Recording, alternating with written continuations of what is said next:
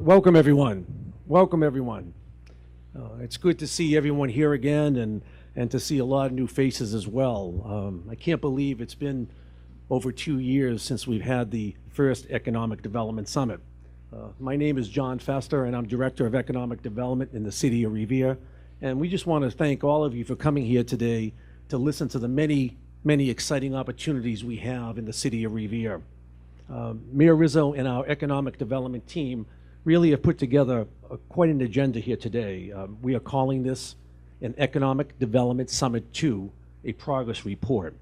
And you will see and witness what has happened in 2 years, where we were 2 years ago, where we are today, and what the future and the vision that we have for the city of Revere in the next 5 years.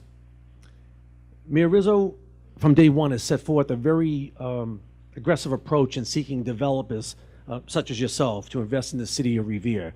He wanted to, change the business climate that we have in the city, and he's done so by doing a number of different things, whether it's streamlining the permitting process to excel developments in the city of Revere much faster, or whether it's just to have a more aggressive policy on our tax increment financing situation with commercial developments, or just gathering information for all of you, making it easier. We have a new economic development website that we're very excited about.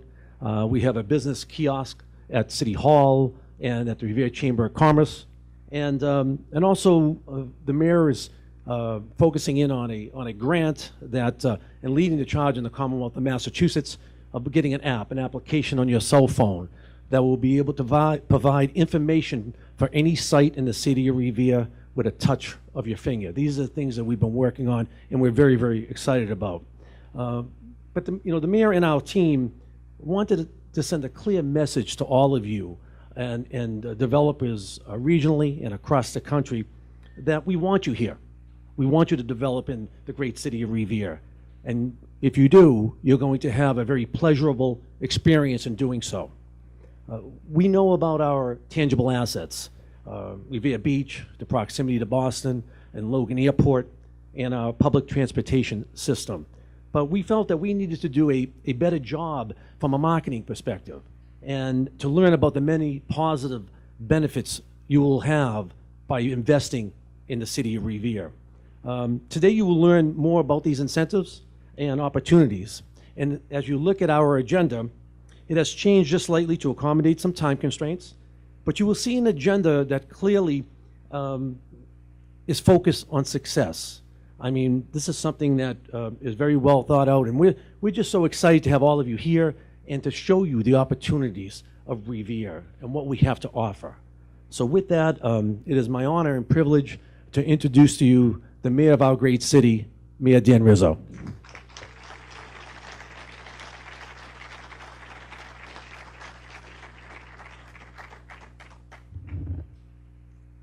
John, thank you so much. And first off, before I say some very brief remarks, I just want to thank you, John, and your whole economic development team up there in community development.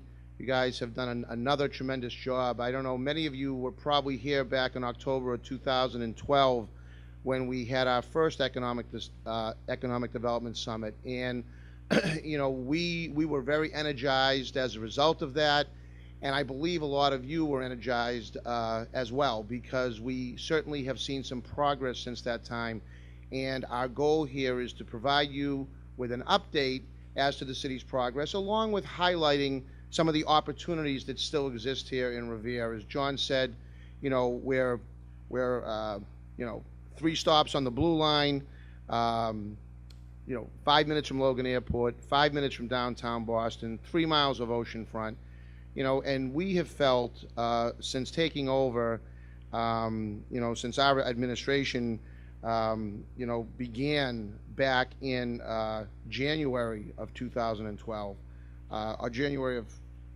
2011, losing track here. We have always felt that Revere is poised to make some great strides with respect to bringing in investment that in all honesty, we feel we have missed out on over the years. So, back then, we had presented a video to you that showcased, obviously, our incredible location and tremendous transportation access.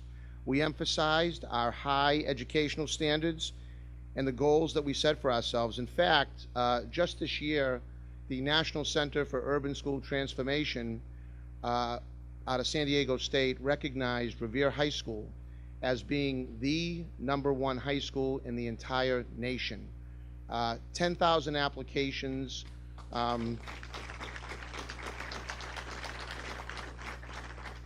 10,000 applications, 1 elementary school was selected, 1 middle school was selected, and 1 high school was selected. And Revere High School was selected as the #1 urban high school in the entire nation. They are doing some tremendous things here, and I don't think I have to tell those of you that are here that what a good, solid school system means to the investment world. People want to locate and invest in an area where they know their employees and their families, certainly their children, are going to get a good education, and you can absolutely do that here in the city of Revere. We showed what a great public safety infrastructure we have under the direction of Chief Gene Doherty and Chief Joe Caffarelli. We've seen steady decreases in response times and steady decreases in crime. So we're very, very, very proud of that. We have gone from a city that in many ways has been reactive to a city that is proactive, and that is a culture that's being built throughout both of those departments.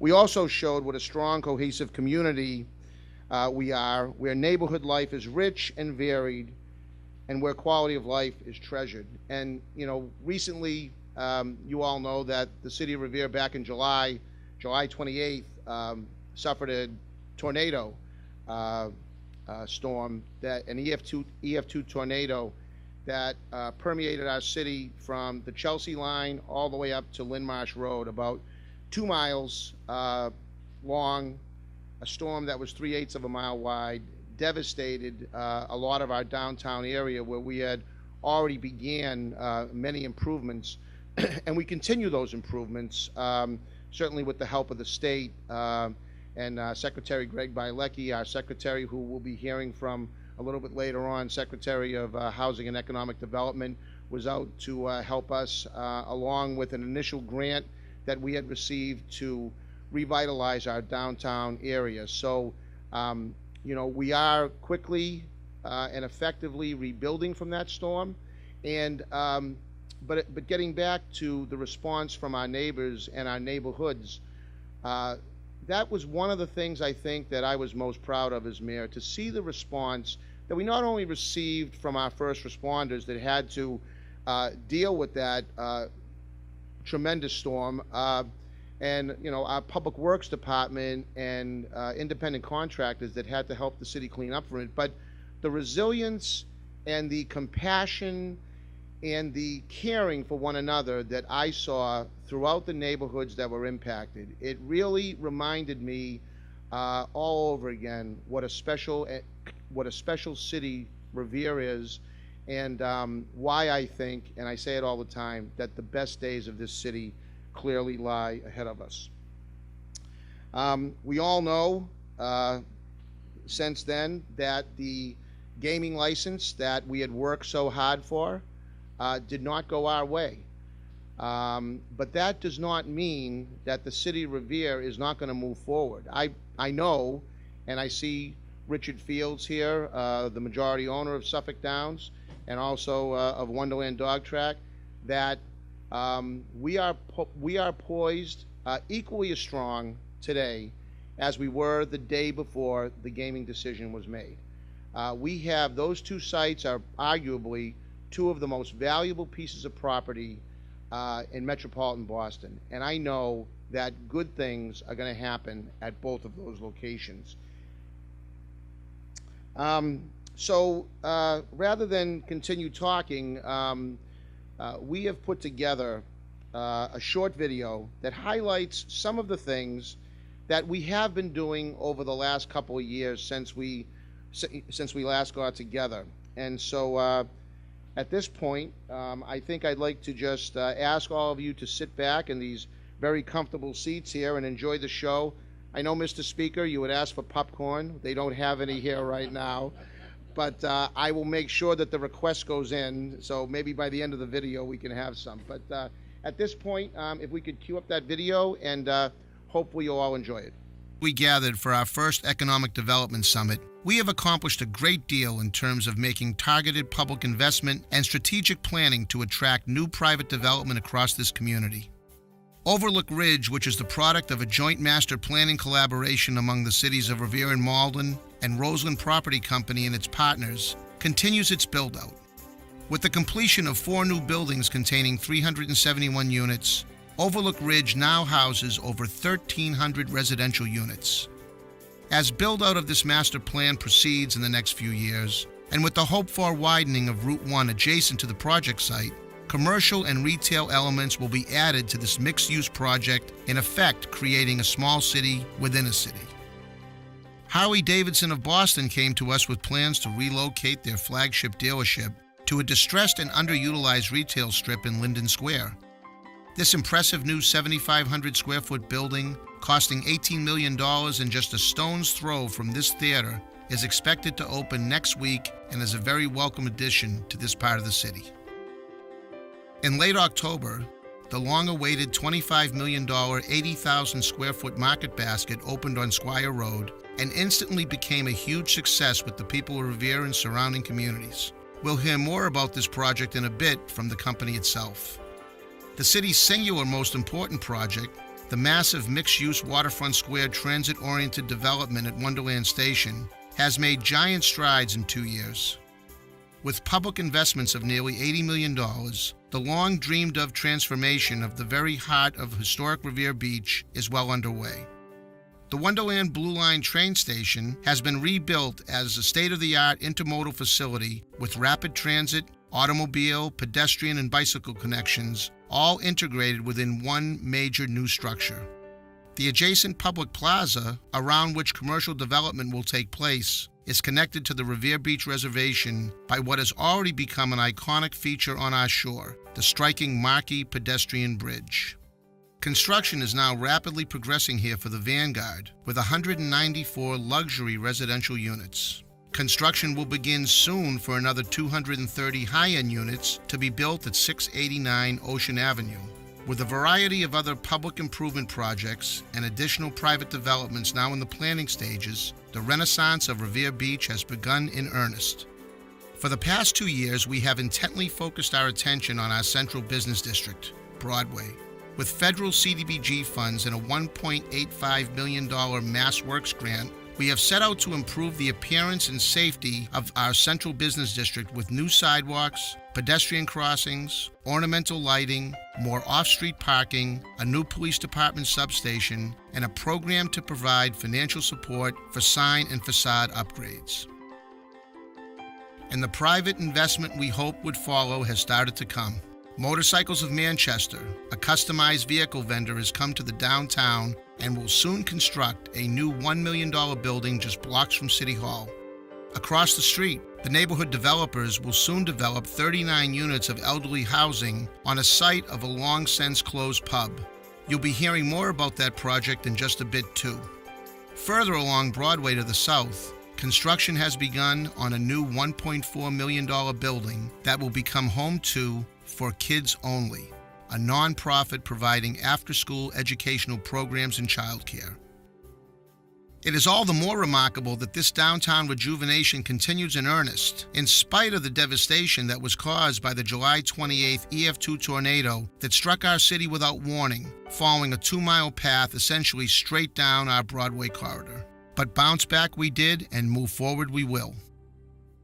In 2014, we were pleased to receive an award from the U.S. Conference of Mayors and Google for our locally devised Get Your Business Online program, one of only 3 such awards nationwide. We now have a business resource kiosk in City Hall and another in the Chamber of Commerce office, as well as online access. We are very proud of this award as it recognizes the high degree of collaboration among the local business community, city government, and our students at Revere High School.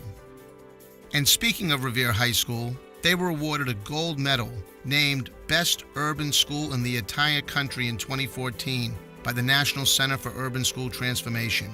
This is a singularly high honor for which we are rightly very, very proud.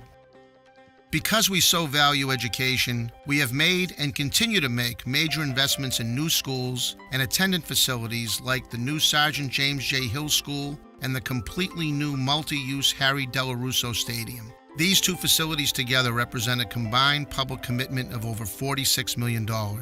We undertake these public projects as an investment in our children, the workforce, and leadership of the future. Neighborhoods have been high on our priority list these past 2 years, and they will always remain so. Projects such as that which the neighborhood developers is undertaking at 525 Beach Street, which will provide good affordable housing for 30 families. This $10 million investment will do much to help stabilize the Shirley Avenue neighborhood so that working families can continue to live here in a safe environment, close to public transportation, to recreation, and educational opportunities.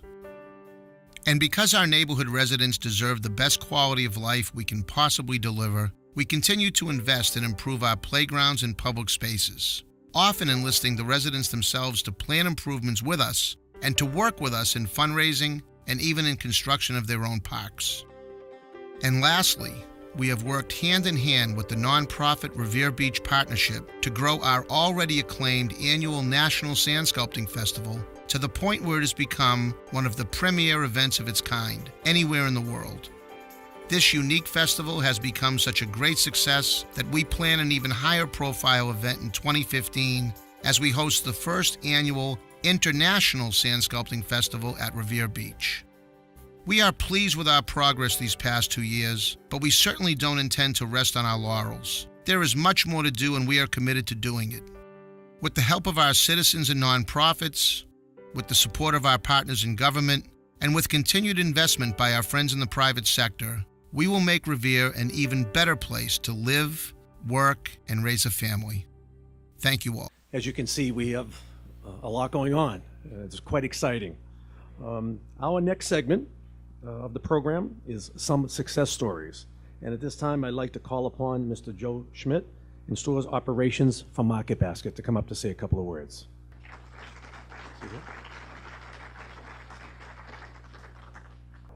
Morning, everybody. My name's Joe Schmidt. I'm an operations supervisor with Demoulas Market Basket. It's a pleasure to be here to speak before the Economic Development Summit today. As you know, we were fortunate to open our new Revere Market Basket on October the 26th of 2014. We're thankful for the support that the community has given to our company and look forward to serving the families in the great city of Revere. Your Revere store is an extra important location for our company, as it is the first open since the recent events at Market Basket. Being someone that spent a few weeks across from company headquarters with my fellow associates, interviewing with members of the media, Channel 4, 5, 7, Fox, NECN, as well as a few others, something I never really saw myself doing.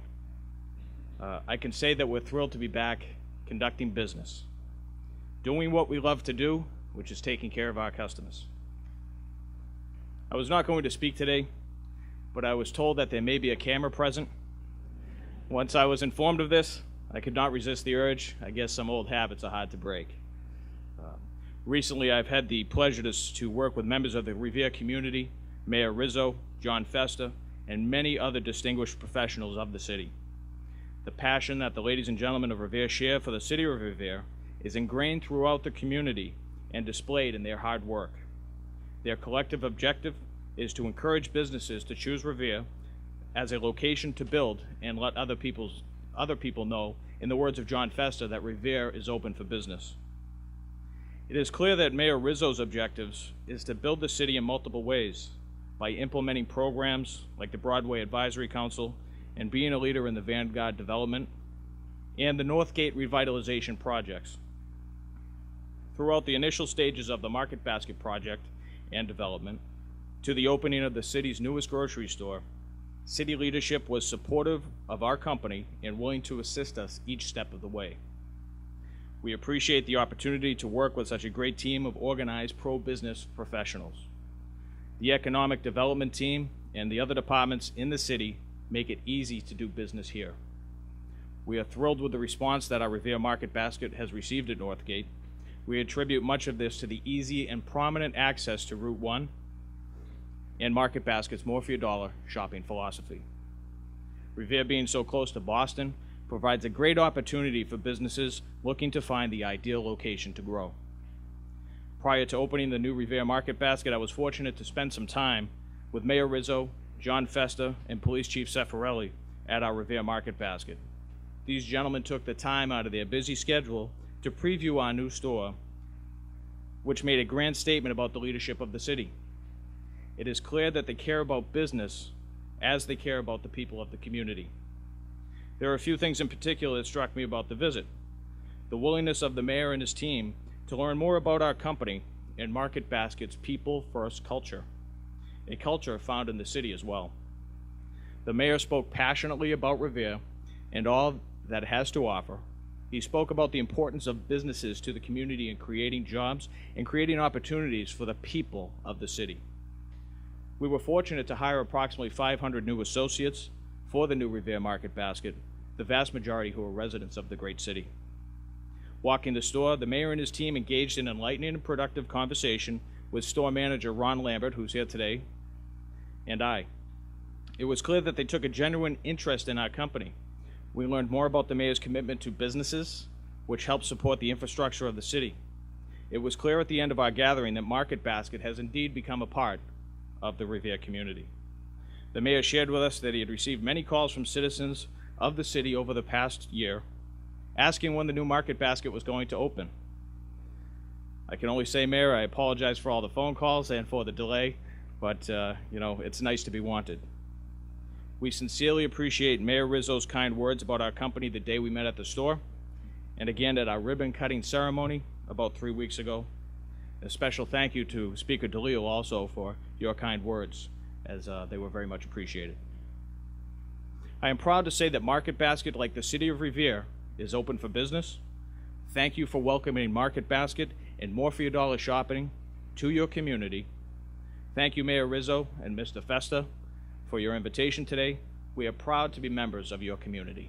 Thank you.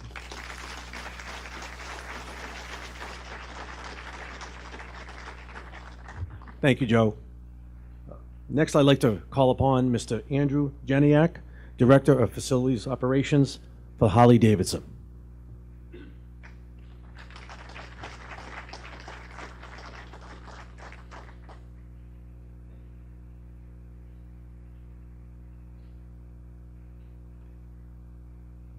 Morning, everybody. My name's Andrew, and I've asked an associate to come. Ariel, come join me, please. This is Ariel Andrews, Director of Marketing for the 3 dealerships, Boston Harley-Davidson, Seacoast Harley-Davidson, and Harley-Davidson Shop of Rochester. We're very excited to be here and want to thank the city for their enthusiastic support from city government. Everyone we met down there was very excited to have Boston Harley-Davidson come to Revere. I'll ask Ariel now to say a few words about the business and talk about our plans for the future. Good morning. So we are in a very exciting moment for us. Yesterday we closed our Revere location for good, and we are packing and moving over the next few days. We're hopefully set to open on the 29th, and that's very exciting for us because it's going to allow us to do some really great things here in Revere that we weren't able to do at our previous location. We are a full-service dealership, so we don't just sell and wheel and deal with motorcycles. We service them. We have a full-service department with 10 Harley-Davidson certified technicians, 22 lifts to work on as many motorcycles as we can. We offer winter storage, which is climate-controlled, which is great here in the Northeast because some of us don't ride our motorcycles all year long, although we do have some people that do. We also offer parts and accessories, over $1 million worth of inventory at all times on parts and accessories. So any motorcycle that ever needs any parts, we've got it.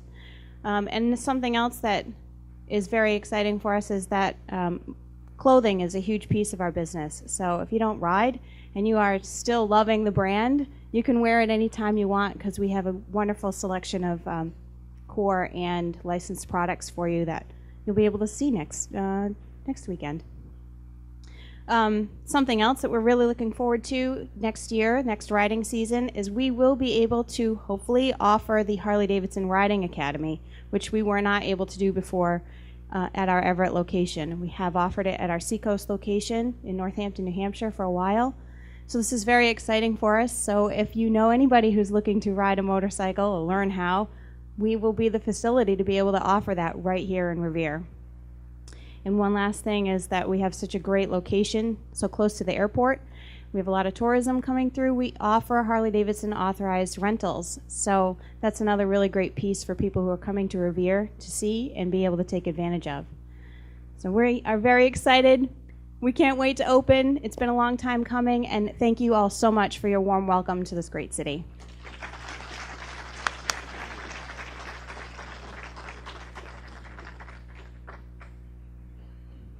Thank you, Andrew. That was we're very excited to have Harley-Davidson in the city of Revere, and quite an investment, as you can see. Next on the agenda, I'd like to have come up Miss Ann Houston, Executive Director of the Neighborhood Developers, to say a couple of words. Ann?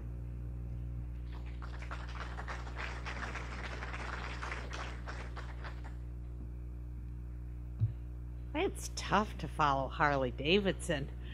I have to say, affordable housing and neighborhood revitalization for some people is not quite as sexy and interesting as a motorcycle, but I'm going to try.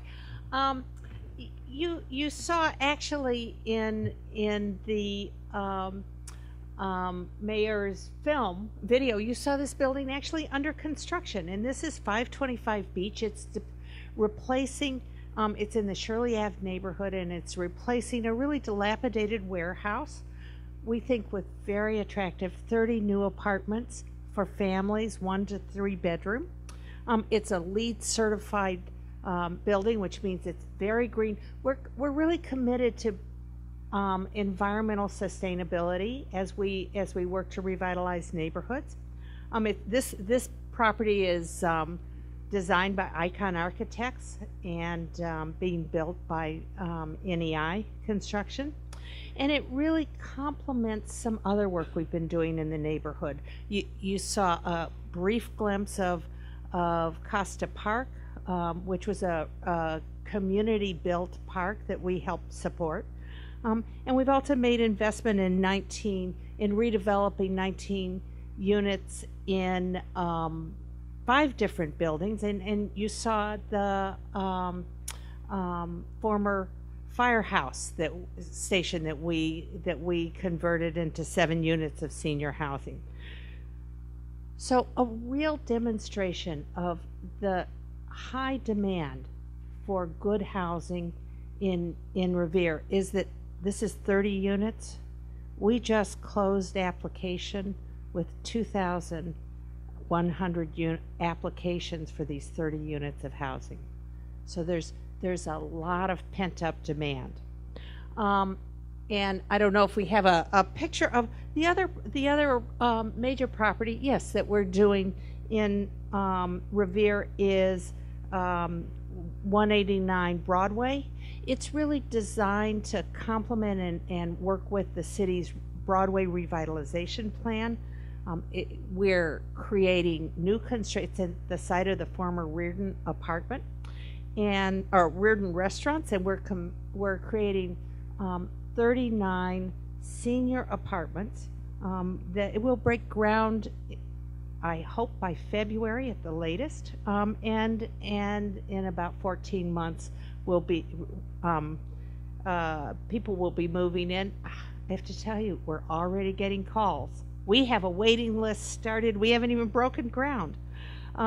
This building will also be a LEED certified building, and it's designed to allow seniors to age in place, so that we want people to be able to come and stay as they age. And it will feature a community room for resident events, a fitness room, on-site laundry, an outside courtyard. And the design is really meant as, this is at the very beginning of Broadway. It'll be a great entrance into the Broadway corridor. So just a last word about what it has been to work in Revere. We've been working in Revere for 5 years, and it's been an extraordinary experience. Over my career, I've worked in a lot of communities, and Revere really stands out as a community where the leadership will engage at the early part of a project, and really, I see that the the popcorn has arrived. You may have to be the speaker to get it, but that's great. So I'm gonna tell you about the role the speaker has played too. But the leadership, both at the mayor's level, at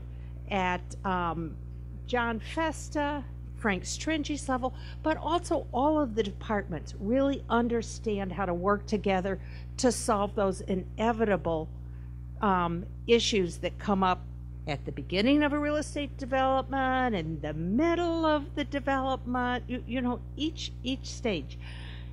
And also, I wanted to thank, for our work, the support of the delegation is absolutely critical. And we could not have been making this contribution to Revere without the strong support of Speaker DeLeo and Representative Vincent. So thank you very much.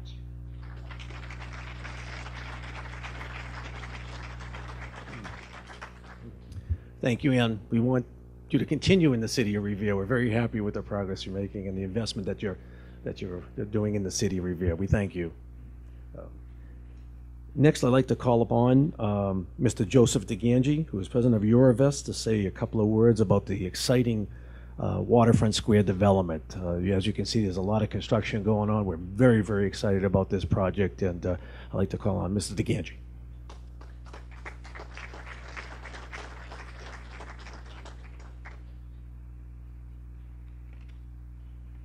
Good morning. My name is Joe DeGangi. I'm the managing director for Eurovest Development. And we are fortunate to have been selected as the master developer for Waterfront Square. This took place back in 2006. And since then, we've put together a master plan that provides housing, retail, restaurant, office, and hotel. And we never would have been able to do this without the cooperation of the city and the state, because part of our responsibility was to build a completely revised train station, parking garage, public plaza deck, footbridge, and to get this done within 2 years to take benefit of the stimulus funding that was put in place. We were successful in doing it on time, on budget, and so at this stage of the game, we're getting into the private sector portion of the development.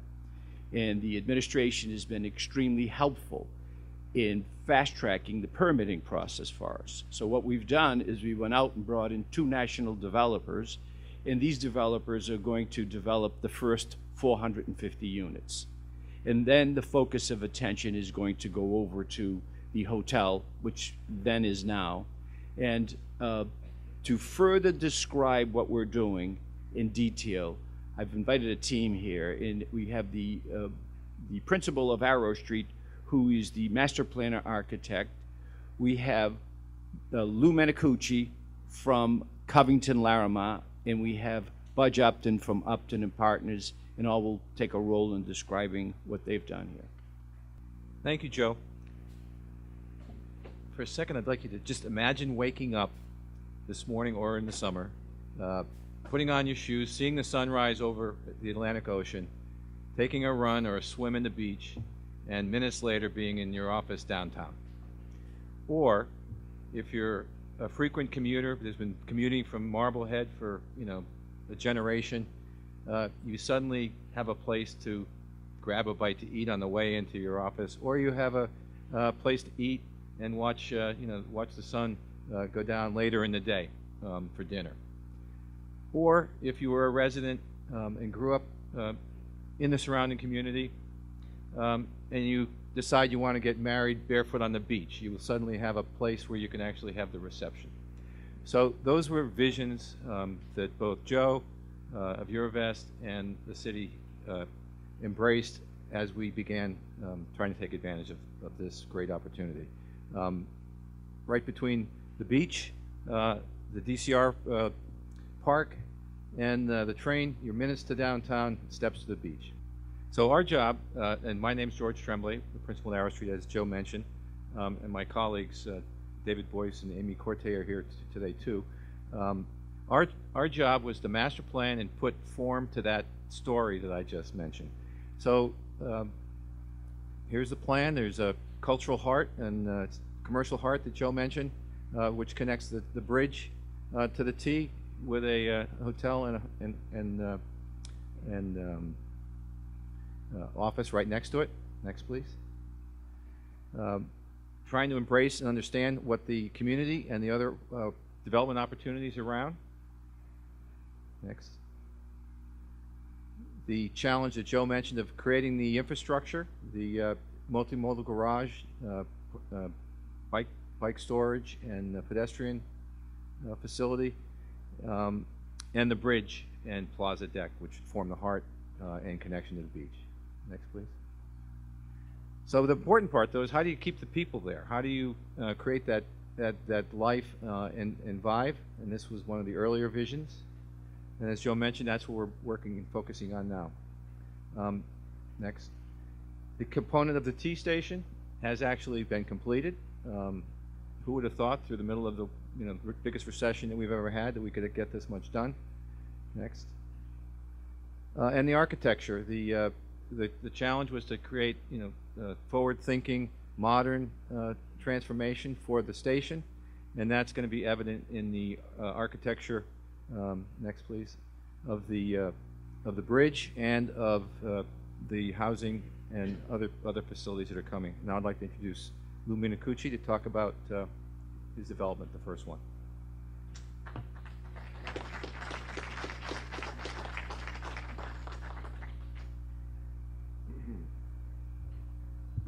Good morning. My name's Lou Minacucci, and I'm with Covington Realty Partners. We're based in St. Louis. When we were asked to attend and make a presentation at this summit, there was some debate as to who should give it, and they finally said, well, Lou, you should do it because I'm based here in Boston. Plus, with a name like Lou Minacucci in Revere, that should play pretty well. So here I am. I honestly can't take all of the credit for this, but all right, so next slide, please. Covington is a merchant builder who builds essentially around the country. We have a number of different developments going on right now in North Carolina, Denver, Colorado, Houston, Texas. And so why Revere? Why are we looking to come up to Revere? This is a question asked by John Fesser, and asked that I explain why we chose Revere of all places. First of all, the Boston market, we're probably all aware of, is a very hot real estate market, although it's nearly impossible to build housing in the downtown Boston market that would be somewhat affordable for the average resident. Rents in downtown Boston will be going for $4 to $6 a square foot, meaning a 1,000 square foot apartment would be renting for $4,000 to $6,000 a month. Here in Revere, we feel that we can construct units for about $2 a square foot, so a 1,000 square foot apartment would be in the $2,000 range, but you would have a lot more, or you would have as much as being in downtown Boston. From the Blue Line, you can be in downtown Boston at Logan Airport in 10 minutes, downtown Boston in 20. You have the benefit of overlooking the ocean, the beach. Very rare commodity in most parts of the world, or the country, and we have it right here in Revere.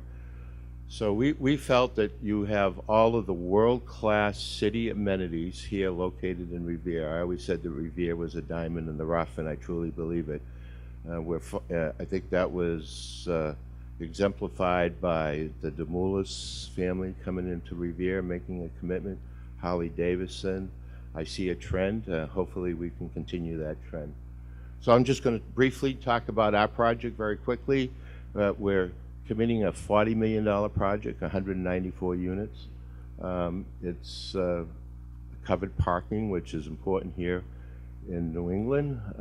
Library room, club room, swimming pool. Next slide, please.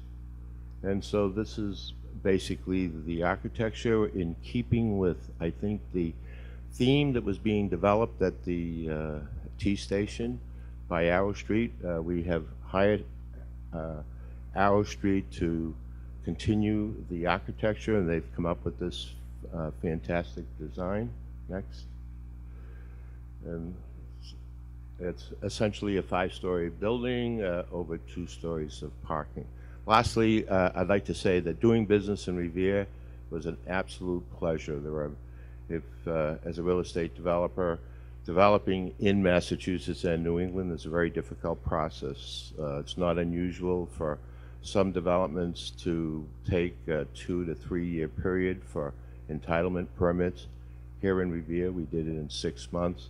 We had total cooperation of the mayor, we had cooperation of John Festa, and the rest of the staff. I can't say enough, I really can't say enough. If there are any real estate developers in this room or anybody who's thinking about doing development, the city of Revere is a great place to do business, straight shooters.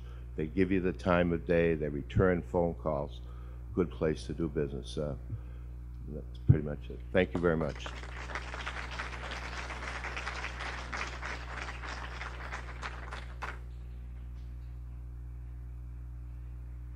Morning, my name is Budge Upton, and I'm the CEO of Upton & Partners.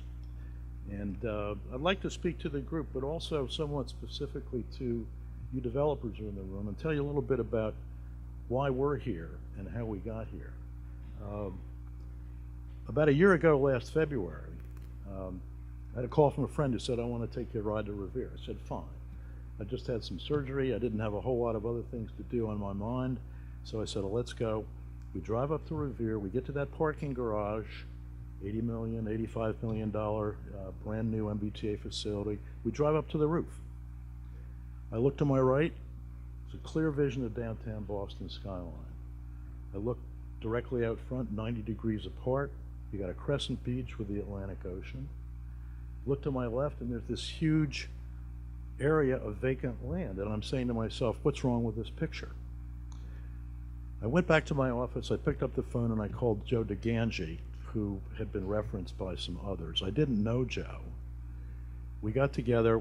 He started telling me about this project, and as a skeptical developer, I'm saying, I'm not sure about all this. There's got to be a rat in this woodpile somewhere.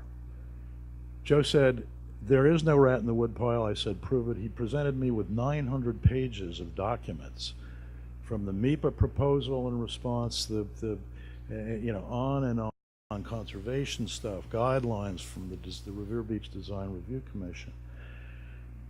I actually was walking around town with a suitcase because, and Joe will recall this, because I wanted to keep all this stuff in one place so I could refer to it when I needed to. Long story short, no rat in the woodpile. I'm not going to speak too much longer about this aspect of my experience because everybody else is playing the same theme and I don't need to. I will tell you one thing. When I call Dan Rizzo, when I call Joe DeGangi, when I call John Festa or email them, I get a response within 24 hours, if not sooner. That's not because of me. That's because of them. And you need to really appreciate that, as I do. Just a quick word about the project. You can see that we're located between Vanguard and the station. We will be building 230 high-end rental apartments. Basically, our message is it's all about rent, it's all about beach lifestyle, it's all about public transportation and access to to job opportunities. And it's also about participating in a community process that's not going to go away. It's only going to grow and get better. And as I said to Dan earlier today when I met him in the lobby, we feel privileged to be here. We feel privileged to be here, and it's because of his vision, their support, and the ongoing confidence that I have in this city. That's the reason we're here, and we're not going away. Thank you.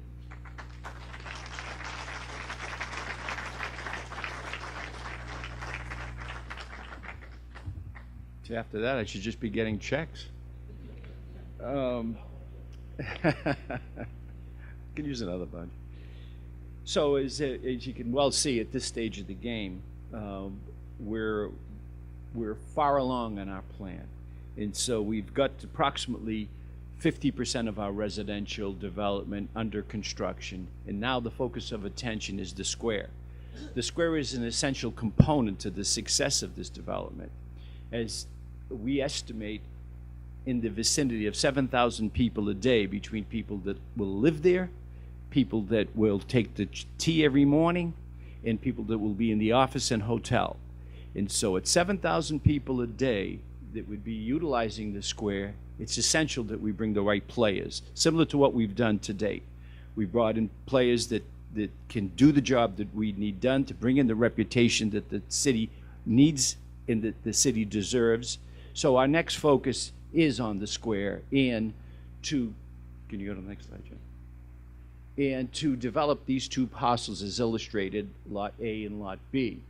And as you look at the master plan, Lot A is designated for 165,000 square foot office building and a retail component. Lot B is designated for 125 to 250 room hotel and 149 residential units with a retail component. So as we move forward, today what we're doing is we're reviewing opportunities, we're reviewing proposals, and we're looking for proposals to develop those two sites. So we have a booth that is outside, we have people that represent us, so if there's any interest, please feel free to reach out to us. And thank you for your time. And Mayor, thank you for having us here.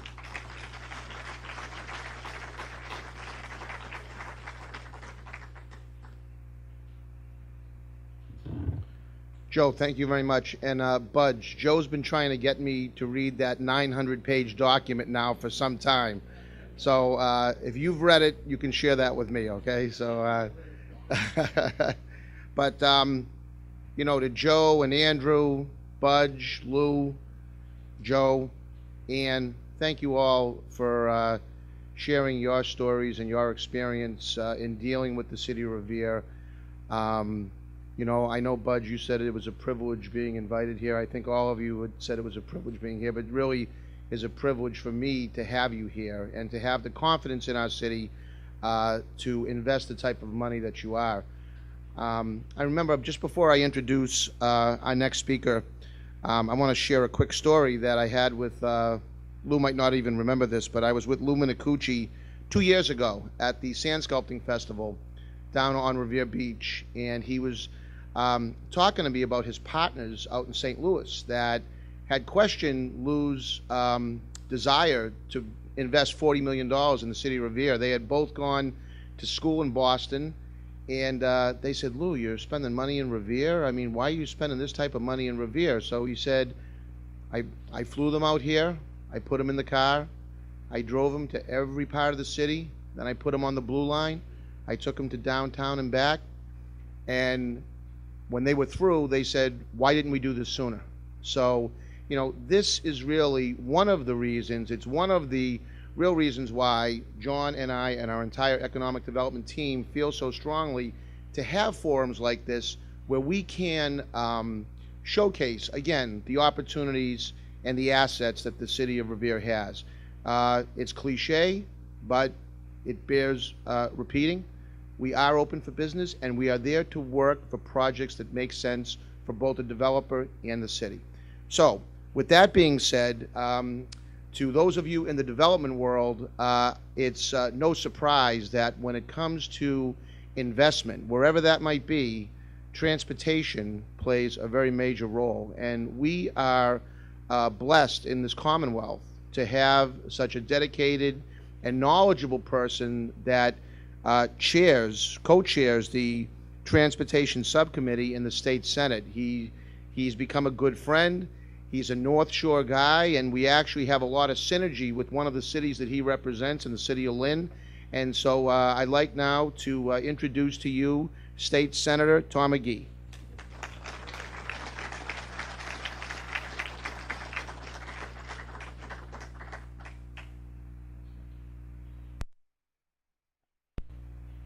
Thank you very much, Mayor. It's great to be here with all of you this morning. It was great to watch not only the movie but hear the presentation, and great to be here with some of my colleagues in government as well.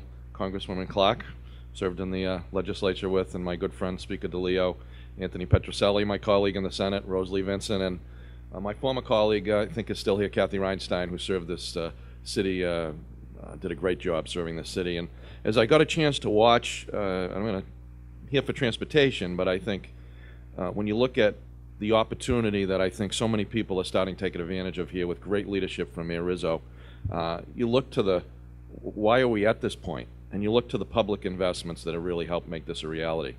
25, 30 years ago, Boston Harbor was a national, recognized nationally as a crisis.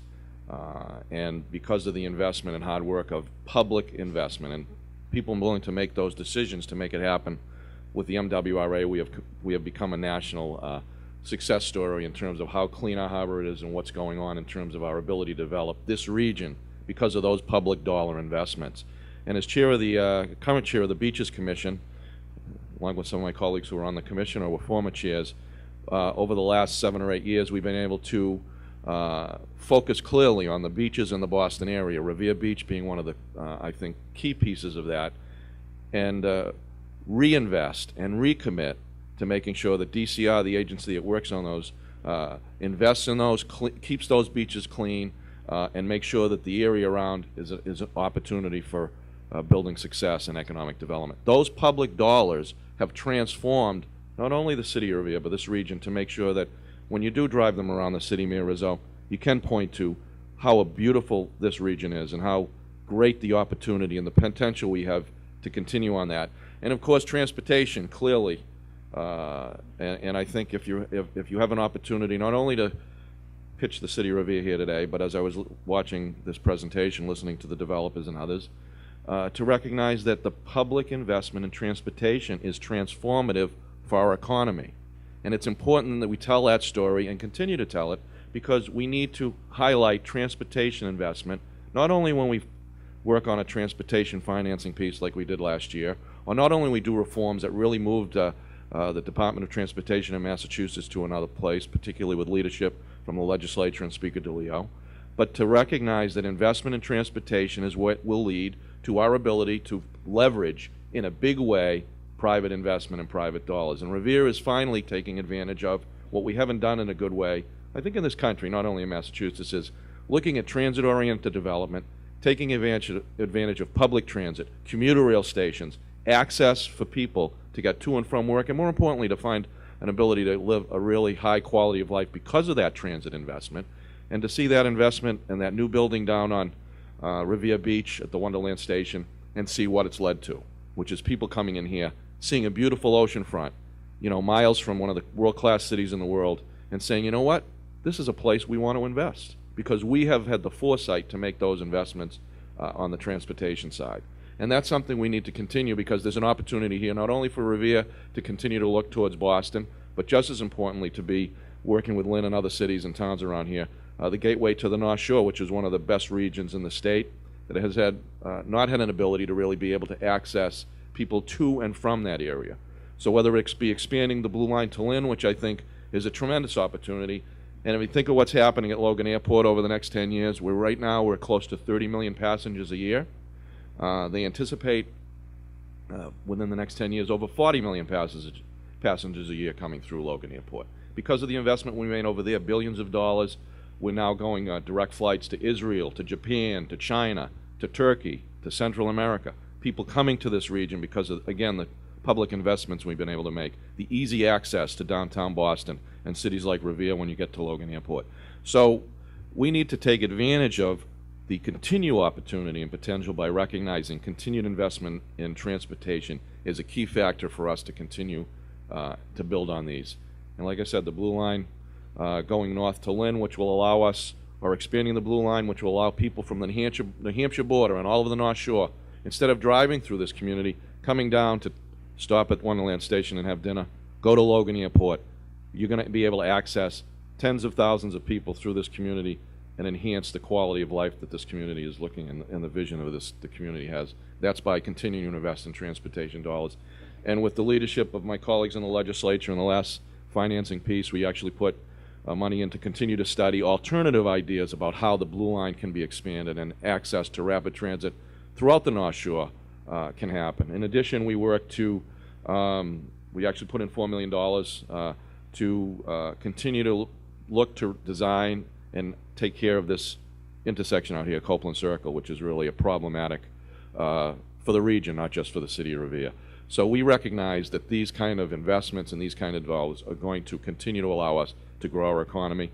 I would ask that all of you in this room that understand the opportunity here in Revere continue to highlight on transportation and continue to talk about how you understand that the economic vitality of this city and this state is clearly linked to our ability to show the nation that we're going to step it up and we're going to invest in transportation, because we can clearly take advantage of the greatest natural resources, in my opinion, in the country, in this greater Boston area, build it in a statewide plan, and move forward and make sure that we continue to grow our economy and build on the success we've had. So I look forward to working with the mayor, my colleagues in government, and all of you to continue to work so that the public understands. We're not just talking about putting a bus or a Blue Line train to Revere. We're talking about putting access for people to find jobs, to build a better life for themselves, and to allow people in the private sector to invest and see great success, because of the investments we made in public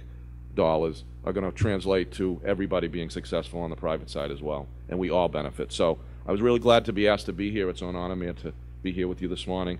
We've had a chance to work. We were talking a little bit earlier about the synergy between Lynn and Revere, and as the Boston area grows, areas like Revere and Lynn really are the next step in terms of having great success, and look forward to working together and continuing to make sure we do the best job we can for the citizens we represent. Thank you very much.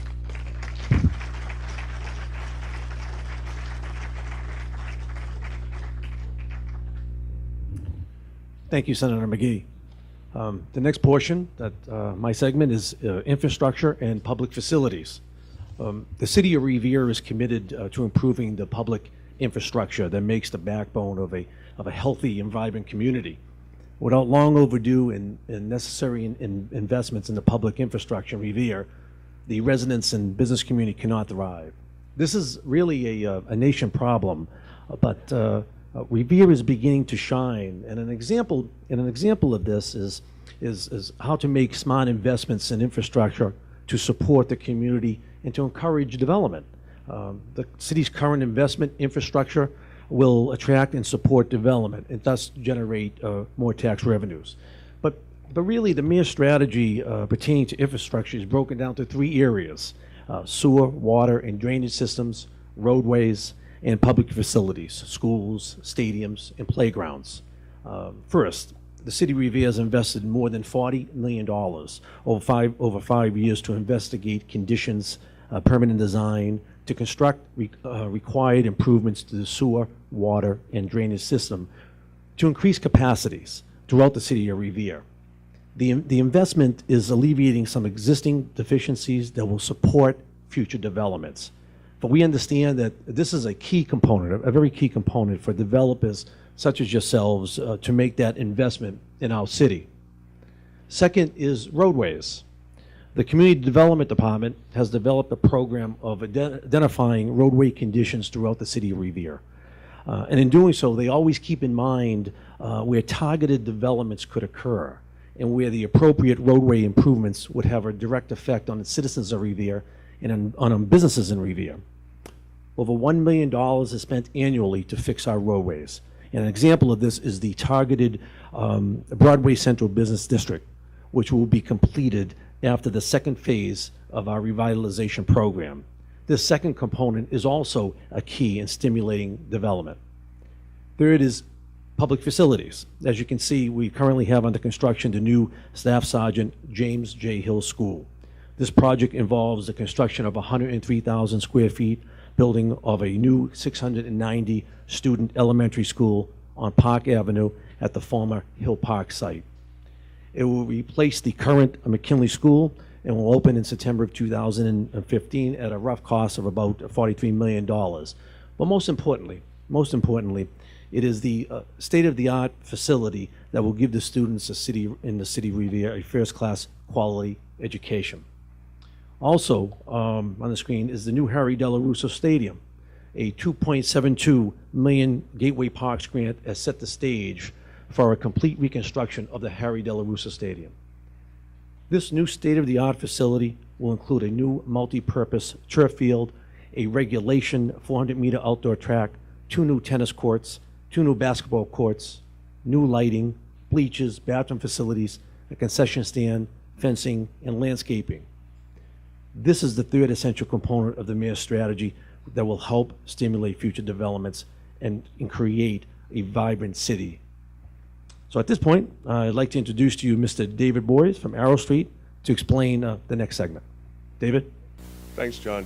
So I'm going to talk about some of the public facilities that are coming. And right now we're currently working on, we've worked on the MBTA station, the pedestrian bridge, and the plaza, and that's leading to, can you go to the next slide? The consolidation of the DCR facilities. So I know the Senator talked about the need to maintain the beach. We're locating, next slide please, a new facility, the William Reinstein facility on the beach, which is going to provide a central location for both public facilities, public amenities for beach users, and also a central location for the beach maintenance facilities, getting rid of the 2 trailers that are out there now. Next slide. In the future, there's the next phase of the public amenities coming is an all-ages playground. And I know that the DCR and the Revere Beach Partnership are working together with a series of grants to develop this playground. In the next week, they're going to be starting selecting designers, next please, for a facility at the Beach Street, up on the, further up the middle of, towards the Revere station, and will be a new playground and park as another amenity on that portion of the beach. Finally, there's future, the sort of vision of Revere is a pier, rebuilding the old historic ocean pier. If you could go to the next slide, we've got some images of what was there. It's really a testament to the way that the city has worked and has a vision for the future. It's not just, what's the easy path? What are the great things that we can do here to move the city forward and create the location, the attractions for the future? Thank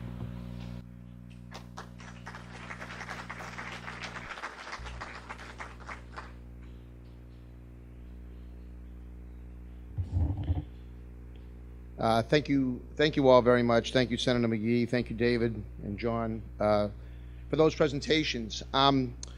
We had invited Senator Warren, and unfortunately, they could not make it out of Washington, D.C. to get here, or she could not make it out of Washington. Senator Markey also obviously could not make it, but I believe we do have a video. Thank you all for coming to Revere for this very important economic summit. Revere is certainly a city on the rise, and it's the perfect time for us to all come together to build the new Revere. Thank you to your great mayor, Dan Rizzo, for letting me be a part of this important summit. When you Google transit-oriented development, a picture of Mayor Rizzo standing in front of the Wonderland T Station pops up. And speaking of Google, Revere recently won the Get Your Business Online City Challenge.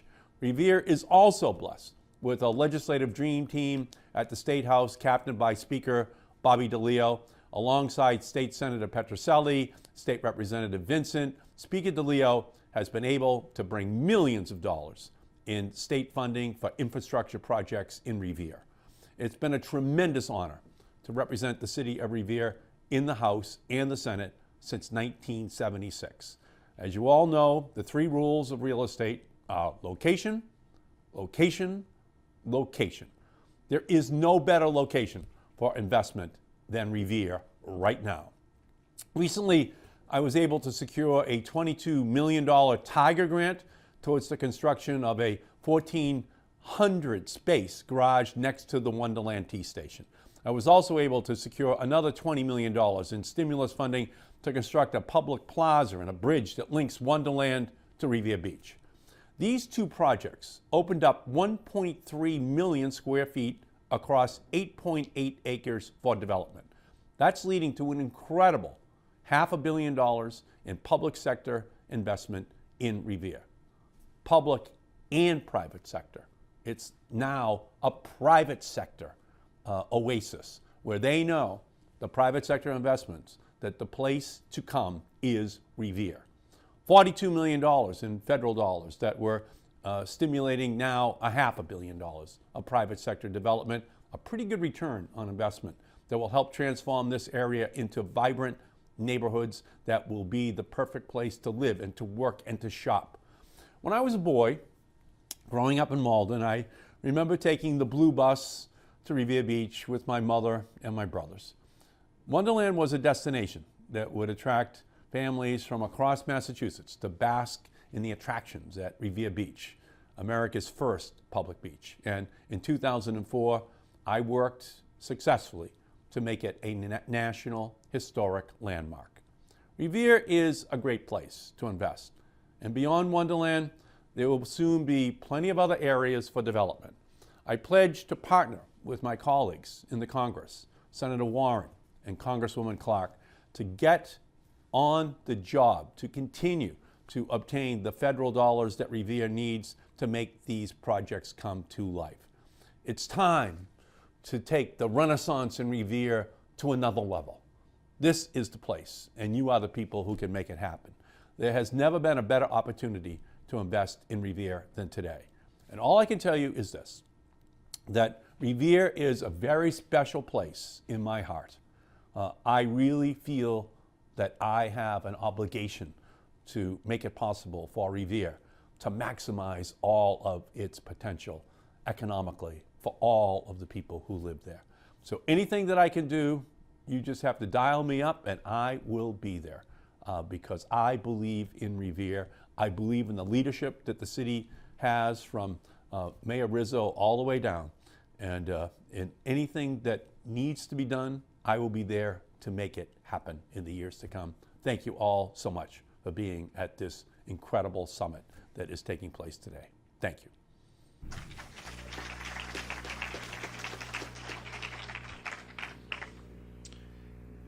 So my thanks, although it be from a distance, to Senator Markey. He has been an incredible friend to certainly us here as elected officials in the city of Revere, or that represent the city of Revere. He has been a great friend to the city itself. We have been fortunate to have his representation in Congress, in the House, and now as one of our United States Senators. So I'm very happy and proud to have the opportunity to continue a terrific working relationship with Senator Markey. At this point, I'd like to bring up a friend also from our congressional delegation. She has been a pleasure to work with. She has taken, fortunately for us, a special interest in the city of Revere and has pledged to do all she can to help, as Senator Markey said, help the city of Revere achieve its maximum potential, and that is our Congresswoman Catherine Clark.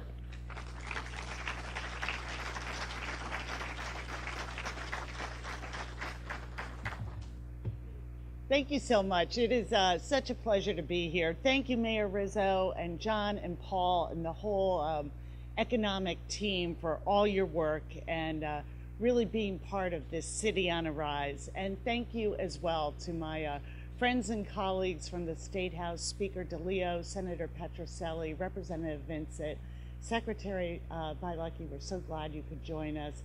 Senator Tom McGee, and we're very glad to be joined also by Mayor Curtatone from Somerville. Thank you all for being here and for all your work.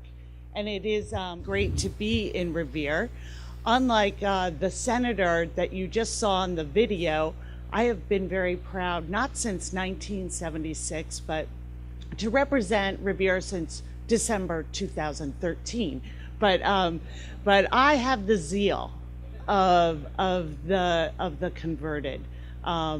And it is not just because the Clark Bar is made in Revere, although that is a part of it. And my only complaint with this whole forum is that when I came in on Showcase Cinema, there was a big sign that said Candy of the Month.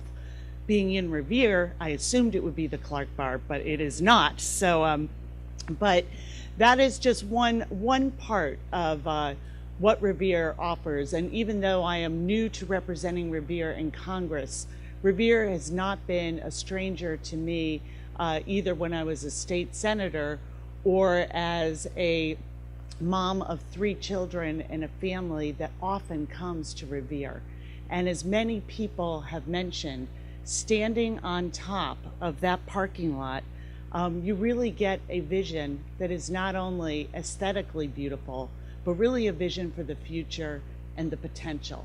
And whether it's watching the buildings go up on Waterfront Square, we're so proud and pleased to have your partnership in that. Whether it's looking at the largest open parcel of land in Greater Boston, whether it's the view of Logan Airport, the beautiful beaches, seeing the site where the new playground is going to be, the other improvements that are going to be done on the DCR land, the network of roads that connect us. And as always, that is such an incredible and rare commodity that we have here in Revere for the future, but it's also the people of Revere. And they are really just an incredible, diverse population that is really its strength. I have had the pleasure of getting to talk to some of our newest families, newest citizens in the country, newest families here in Revere, to very wealthy retirees who are coming from other communities and choosing Revere as a retirement home because they have these gorgeous views of the water, access to the city and the airport. It really runs the gamut, from students to workers in the NECO plant. It's an incredibly diverse city that really builds first on its communities and people, and then moves to its economic development. There are many things that we can work on together, but I cannot tell you how incredible it is to work with this team in the city of Revere. One of my first meetings may not have been one of the most, it wasn't exactly what you picture when you're new in Congress, but one of the first meetings I had was from the city of Revere saying, what are we going to do about infrastructure? The sewer, the water, the foundation of this community that is going to be the foundation for economic development. And we have made progress on that. We are working hard with Senator McGee and the delegation here in the state to make sure that we have the federal transportation dollars that will back up this vision and your investment in this city. We are also working hard to make sure that we have the education dollars so that what's going on, the new buildings that are going up, the new schools, that investment, we are also investing in the workforce in Revere for the future. Revere is very lucky and should be very proud. I've been through many of the schools, and I've been through many of the schools throughout my congressional district, and Revere's are excellent. They are really taking what can be a very diverse population and making sure that every child has an opportunity for learning. Their investment in STEM and placing themselves to be part of our innovation ecosystem here in Massachusetts is really unrivaled and is really something to be very proud of. And we're going to do everything on the federal level to support that and bring that forward. We are also partnering around affordable housing and making sure that that continues to be available, and that we are working to make sure that we can continue to keep a supply of housing at all levels of the market going. We are also promoting capital for small businesses and making sure that our big banks, our national banks, and our community banks are lending and supporting our entrepreneurs, our businesses, our restaurants that are thriving here in this city. Those are some of the few areas that we are working together. Our commitment to the economic development of Revere is there. And you will find that we have a team in this legislative delegation that is committed to this city, to its future, and to supporting the work that all of you are doing and proposing and contemplating. So we welcome you to Revere. I can't be more proud to represent this community. It really offers such a unique opportunity, from its incredible beaches and location and the diversity and strength of its warm people. You will not find a better place to do business, and you will find it to be rewarding not only financially but on a personal level. So thank you for being here. Please don't hesitate to contact my office or staff if you have any questions on how we can be helpful. Thank you, Mayor Rizzo.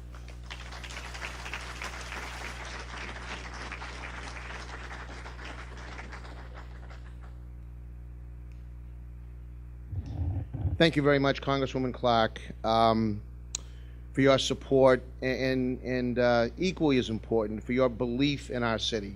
We greatly appreciate that. I probably should have introduced him earlier. He's a colleague of mine next door in the city of Chelsea. I don't see him anymore, but Jay Ash was here. Jay Ash is the city manager of the city of Chelsea, and was recently named by Governor-elect Baker to be his Secretary of Housing and Economic Development. I wanted to congratulate him on that. Jay's been a great friend to me,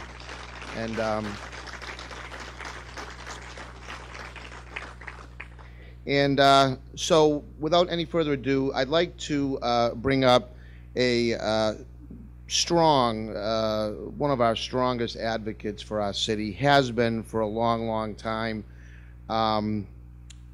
While he's Speaker of the House, there's not a ribbon cutting or a senior event or school event that Speaker DeLeo does not find time to attend. And once again, his presence here today demonstrates his commitment not only to the Commonwealth as Speaker, but his continued commitment to the city of Revere and the town of Winthrop, which he represents, never forgetting where he comes from. We're so proud to not only call him our representative, but our Speaker of the House for the Commonwealth of Massachusetts, Bob DeLeo.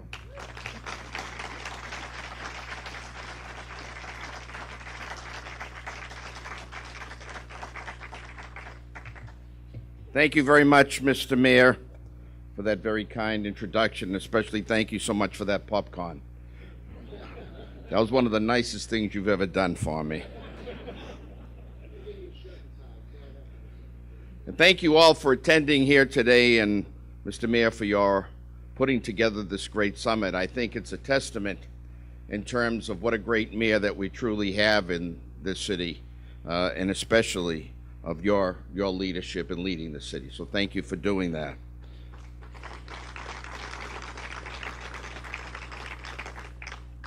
It was great to see the wonderful video of Senator Markey. When I see Ed Markey on a movie screen, I get a little bit nervous, but he, you know, he was tremendous as always. To he and to Senator Clark and to Senator Warren.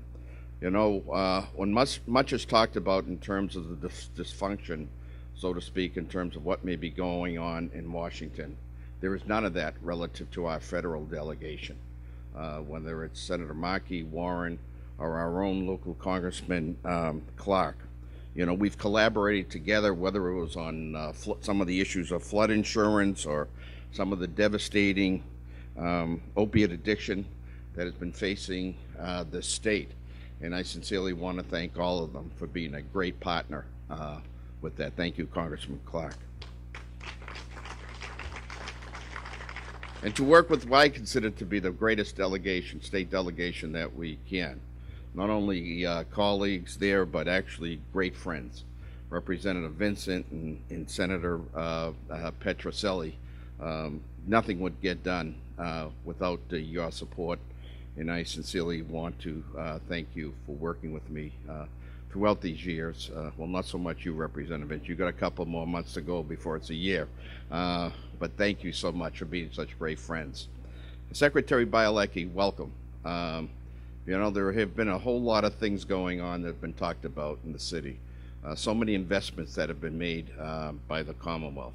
And you really have been one of the pride people that we've been able to do that and been the recipient of so many of these grants and whatnot. I want to thank you, and thank you for your service to the Commonwealth, not just Revere, but to the service to the Commonwealth. Since you've been Secretary of Economic Development, I think the Commonwealth has become a better place because of your work. Thank you very much.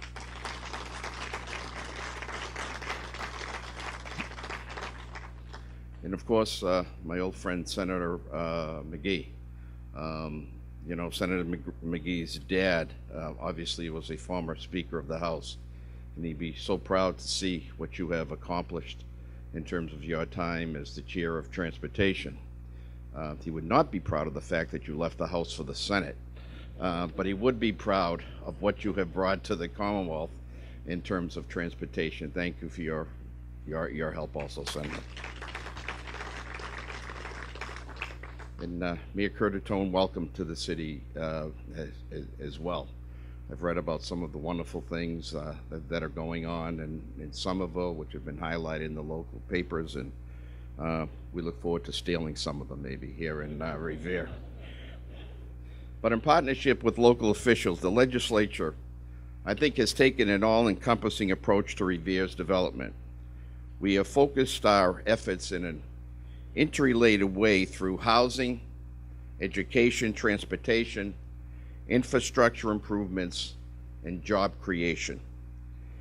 In the past 5 years, Massachusetts has weathered the tough economic climate, I think, and we've weathered it fairly well.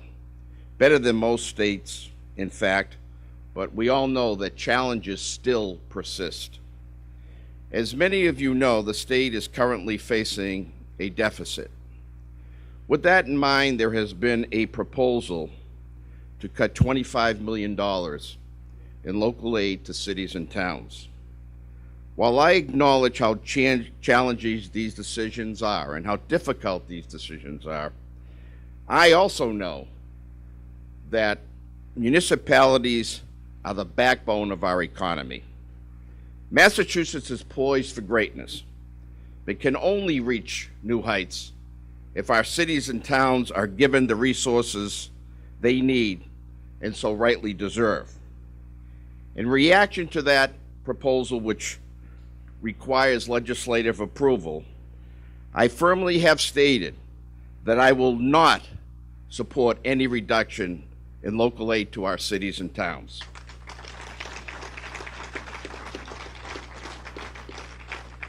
The legislature has long been a champion of local aid, and now, quite frankly, is not the time to waver.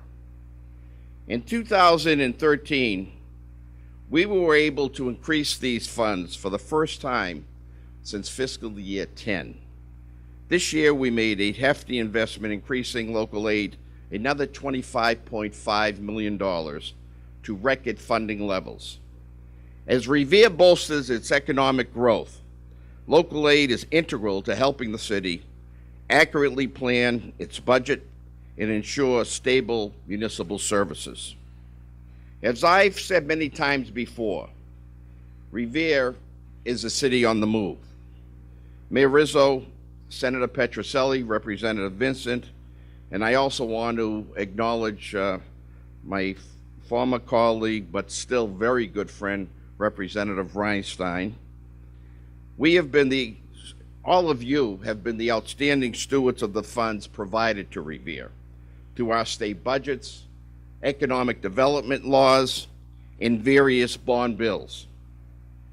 When I became Speaker, one of my first priorities for Revere was transportation and infrastructure, knowing that these investments would lay the groundwork for continued improvements.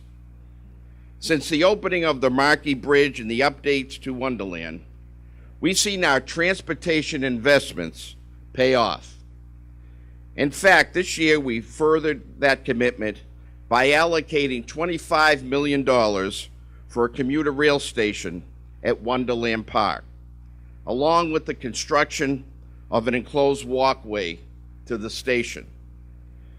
We've continued to make infrastructure and environmental improvements that will attract tourists, make Revere a better place to raise a family, and give local businesses a leg up. Each summer I attend the events at the Revere Beach Bandstand or visit the sand sculpture contest. And I am reminded of how fortunate we are to have an abundance of natural resources right here in this city. In addition to providing a beautiful space for our community as a whole to come together, the beach also attracts families from outside the area, introducing them to all that this great city has to offer. Recognizes the potential that this beach holds for economic and community development. This year alone, we directed significant DCR funds to make capital improvements on the beach. We also included $9 million to construct a new pier and $15 million for a state police facility on the beach. It is my hope that these improvements will be followed by additional revitalization efforts across this city as we look to bring out Revere's full potential. Please consider a few things on the horizon. Reflect on the fact about how Shirley Ave is changing, and changing for the better. Or look at the city's incredible MCAS scores from this year. And applications for 525 beach apartments, as was mentioned earlier, are now closed. Think about how that neighborhood will thrive as a once vacant building is transformed into a beautiful space for individuals and families to make their homes. I look forward to continuing to fight for the betterment of this city in the coming months and years.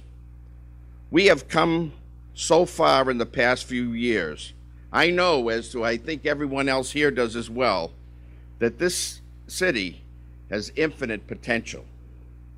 As I look across this room, I see so many of the faces I know of people who are continuing to work hard to ensure a vibrant economic future for Revere. I thank you for all that you do and would like you to know, whether you are a parent, elected official, advocate, or business leader, that my door is always open. In closing, I'd just like to tell a little bit of a story which I have stated on various occasions since the decision as to the placement of the new expanded gaming facility in the city of Everett.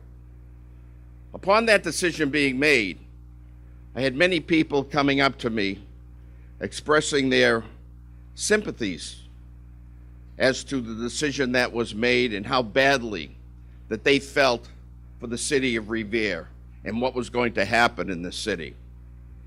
And I told them, as I will tell you today, don't feel bad for the city of Revere.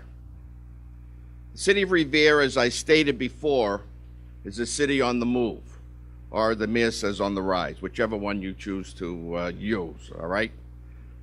When you take a look at our school system, as the mayor had mentioned, it was nationally recognized, been recognized by the state. One of the only gateway cities that has a school system which has not been below the level 2 method in terms of where we are in terms of providing an education. Brand new facilities being built. Brand new athletic facility being built for our city.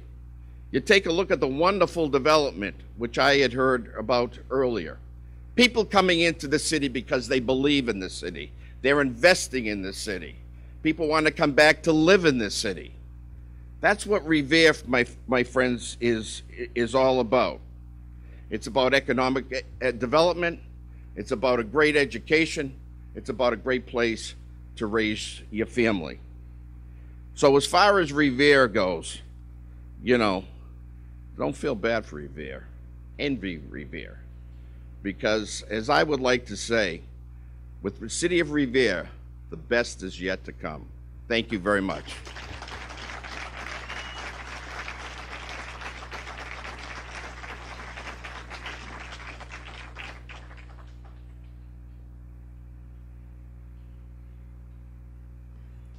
Thank you very much, Mr. Speaker.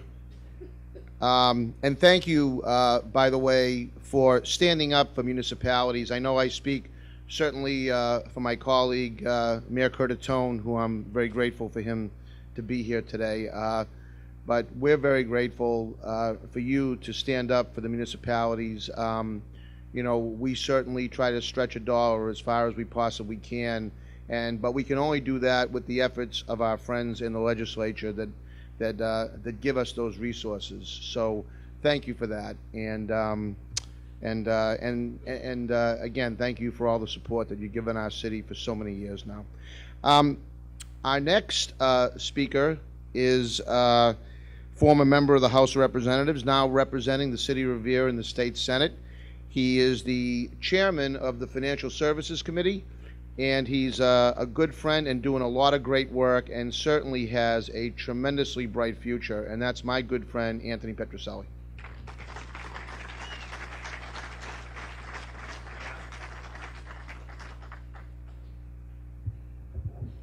Good morning, everyone.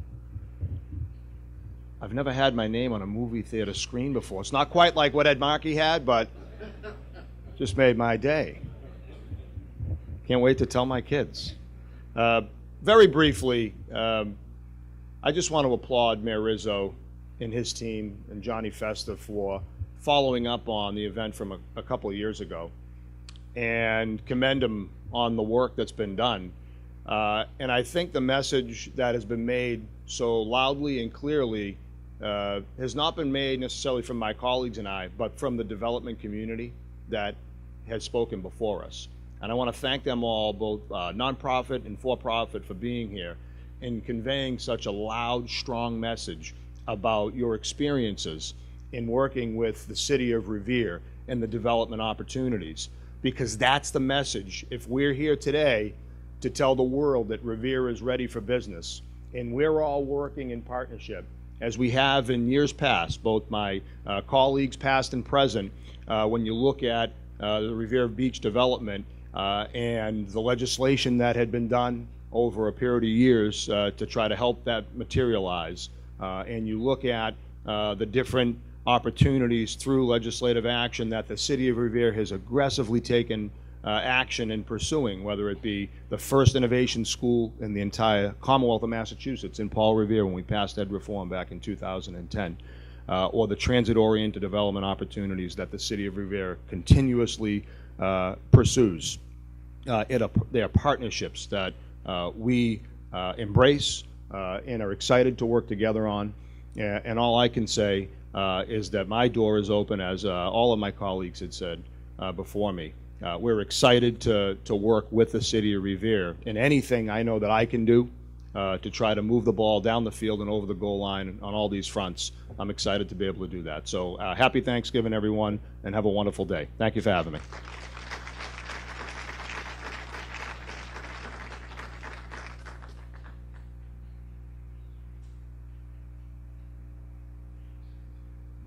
Thank you very much, Senator Petrucelli. Now I'd like to bring up an old friend.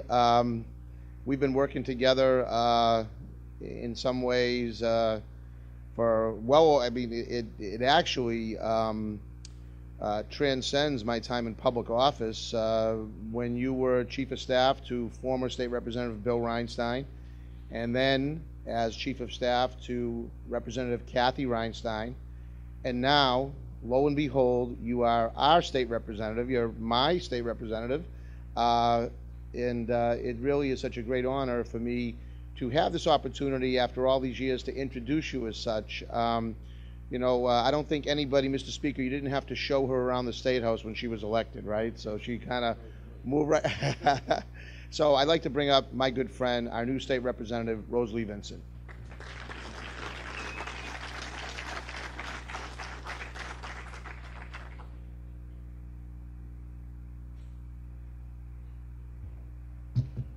Good morning, everyone.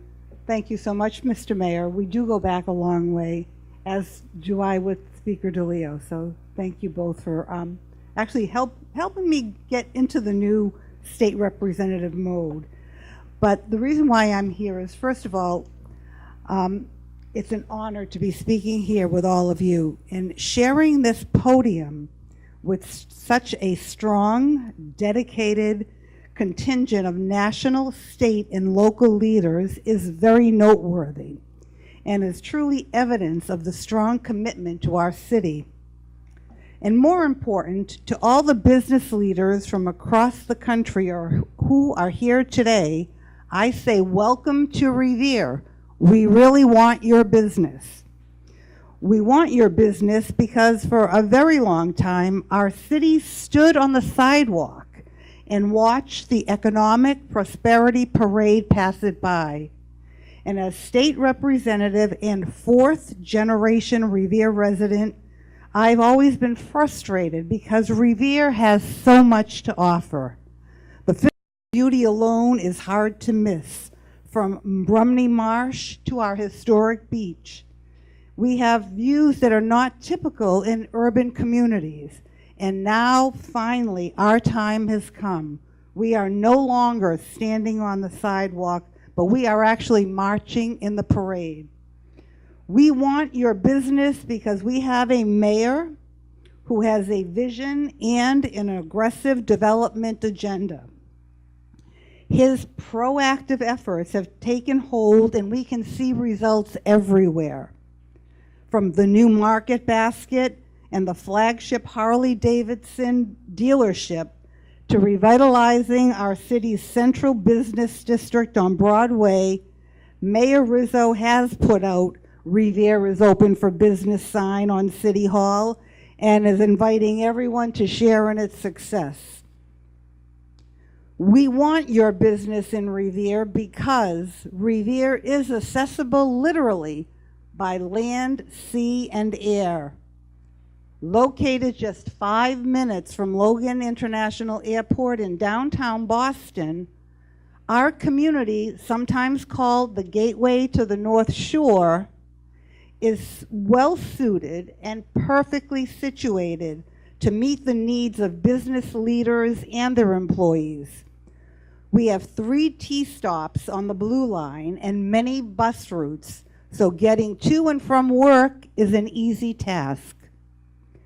We want your business because at our fingertips we have the jewel of our city, America's first public beach, a 3.5-mile shaped oasis. And in the summer you can escape the heat of the sun and take a dip in our beautiful clean ocean, thanks to the Metropolitan Beaches Commission and to Senator McGee for spearheading that, so thank you. There are many great restaurants, condominiums, and plenty of room for additional economic growth as well. From the development near the Wonderland Tea Station to the talk of reintroducing an ocean pier, I am so thrilled that over the last few years, our city has been working diligently to unlock the full potential of Revere Beach. And we want your business because our city's greatest asset is its people.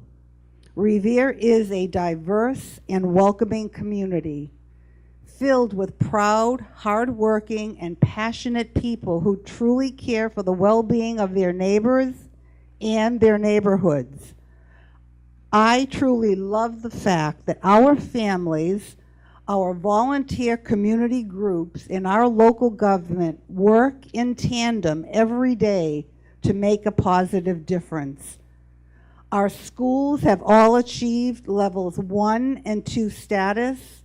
Our high school has been named top urban school in America, and in our classrooms everywhere, you can see the wonderful work of students, teachers, and administrators. Finally, we want your business because Revere is a city on the rise. We are moving in a direction that will both boost economic development and the quality of life for our residents. And on a personal note, it's truly, for me, an exciting time to be representing the city that I love. And I can't wait to work collaboratively with you, your companies, and my colleagues in government to help each other and Revere thrive and grow into what I can see is going to be a real city on the rise. Thank you for having me here, and again, welcome to Revere, and again, we really do want your business. Thank you.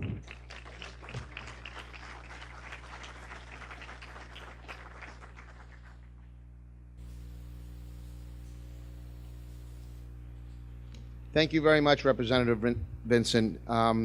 It truly is a partnership that we have here in local government. We know the importance of working together and that you can get much more done, certainly when you work together. We're seeing that happen here in the city of Revere. A few minutes ago, I introduced a very good friend of mine, Jay Ash, who is going to take over as Secretary of Housing and Economic Development. And I'm very, very happy for him, and I'm very proud of him that he was offered and has accepted that opportunity. But it really is bittersweet because I have thoroughly enjoyed during my tenure as mayor working with our current Secretary of Housing and Economic Development. Needless to say, it's a very, very big job, and as the proverbial saying goes, I know Jay's going to have big shoes to fill because Secretary Bielecki has done a tremendous job during his tenure as secretary. He obviously has to, by virtue of his duties, represent 351 cities and towns, but just during my 3 years as mayor, he has been out to Revere several times. He was here, I believe, the day of or the day after the tornado to offer his assistance and see what he could do, and actually help the city retain another $325 million to help us because of that storm. 350. 300. I'm sorry. 300. Did I say 350? 325 million? I'm sorry.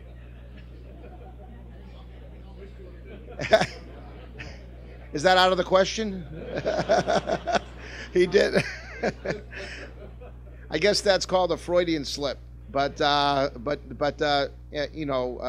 in all seriousness, he was here the day after to survey the damage and see what he and his office could do to help the city of Revere. And in fact, as recently as a couple weeks ago, he was out at my office to actually help out with this summit, invite some developers to come and hear what the city of Revere had to offer, and give me, as mayor of this city, some insight on things that I should be thinking about as we go forward to grow and build a stronger city. So it has been a privilege and an honor, Mr. Secretary, to have this time to work with you.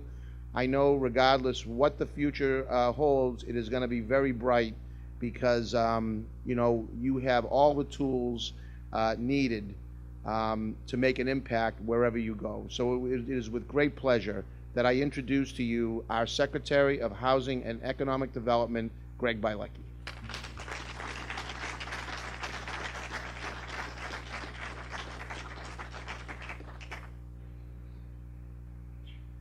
Mayor, thank you so much for that kind introduction, and it is great to be back with you in Revere. And Mr. Speaker, always great to see you and my other colleagues and state government and local government. It's great to see all of you. Governor Patrick and I and all of us in the Patrick administration have actually spent a lot of time over the last 8 years investing time and energy and money, frankly, in the city of Revere. And I think you've already heard from our state and federal colleagues and the local government officials a lot of the reasons why. I want to give you what I think from Governor Patrick and my perspective of the 4 most important reasons why we have chosen as a state to invest time and energy and money in the city of Revere, and why we think it's the right time for the private development and investment community to do that as well right now. The first is pretty simple, as the senator said: location, location, location. We know everybody who's doing real estate development in Massachusetts or around the country right now knows that whether it's millennials or baby boomers, what people are looking for is places that they can live, work, and play. Neighborhoods with a lot of energy, a lot of vitality, a lot of diversity. They want places that, yes, are good to do business, but also are just great places to live and relax. They want the natural beauty of an oceanfront community. So Revere, within its 4 corners, has all those things that people are looking for all across Massachusetts, the United States today. And if that weren't enough, the city of Revere is only just a short train ride away from the airport for downtown Boston, which is another amenity that is so valuable in today's marketplace. So that's something, it's just a natural attribute of the city of Revere. It's simply the kind of place that people want to be, and that's where the marketplace is today. So that's number 1.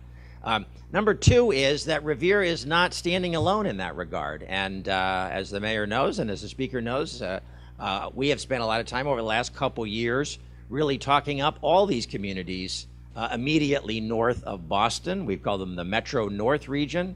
But as has been alluded to earlier, whether it's here in Revere or whether it's nearby in Chelsea or in Somerville or in Malden, exciting things are happening. And that really, I know there's a sense our 351 Massachusetts cities and towns love to compete against each other. That intensity of competition builds towards Thanksgiving Day, where everybody has a rivalry. And that's been great fun. But the reality is, people live and work and play in regions, and the fact that Revere not only has so much going for it, but has neighbors that so many exciting things are happening there. It's great for the city of Revere, and it's great to see all the local leadership and our state colleagues working together on that. So the city of Revere is positioned naturally itself well. It's in what I think is the most exciting region of the state right now, and will be over the next 10 years. The third big reason, and you've heard a lot of the details of this right now, is infrastructure, all the infrastructure investments you've made. And by that I mean not just the traditional transportation, but also the investments in the beach and so forth. You know, Governor Patrick and I have spent a lot of time thinking about investments in infrastructure and making those investments in partnership with the legislature. But the truth is, we have been really trying to march up a very big hill, because in Massachusetts, and frankly in the United States as a whole, we have been under-investing in our public infrastructure really for decades. And so we're really playing a game of catch-up.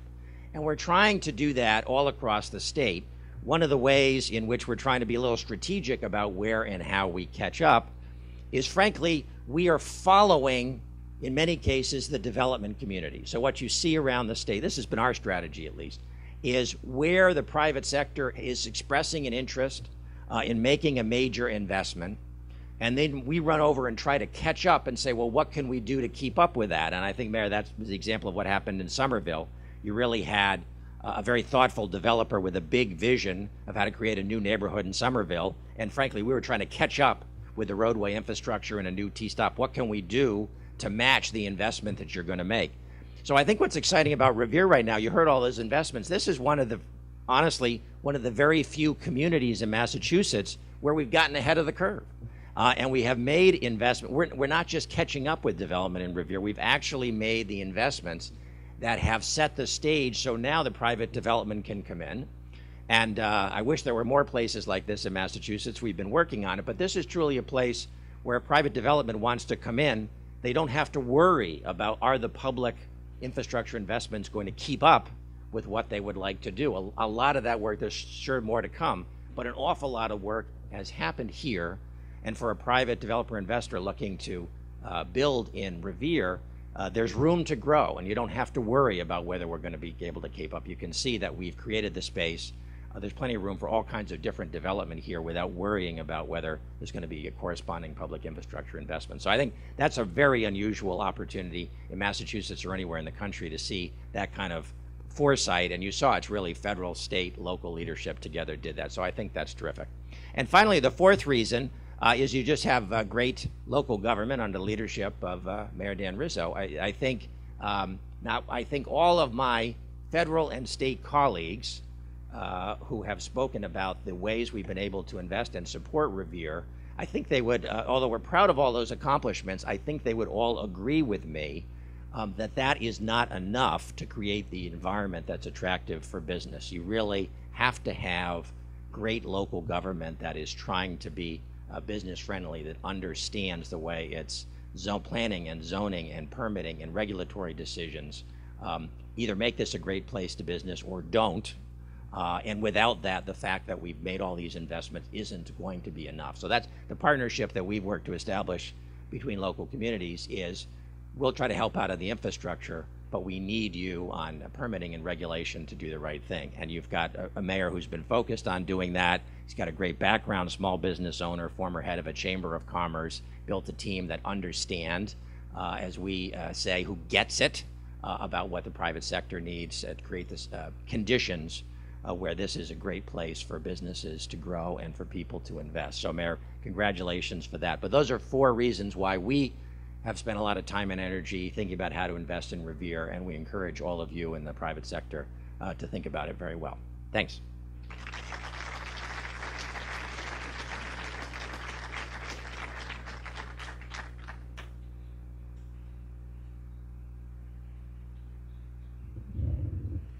Mr. Secretary, thank you so much for those kind words and for your support of the City of Revere for all of your years during the Patrick administration. This may be quite possibly my final public opportunity to once again thank you for the support and the advice and the encouragement that you've given our city, for always having an open door. I don't know, maybe privately we'll have future meetings, but really publicly, I just want to say how much you have meant to the Commonwealth and the City of Revere. Thank you so much for your support.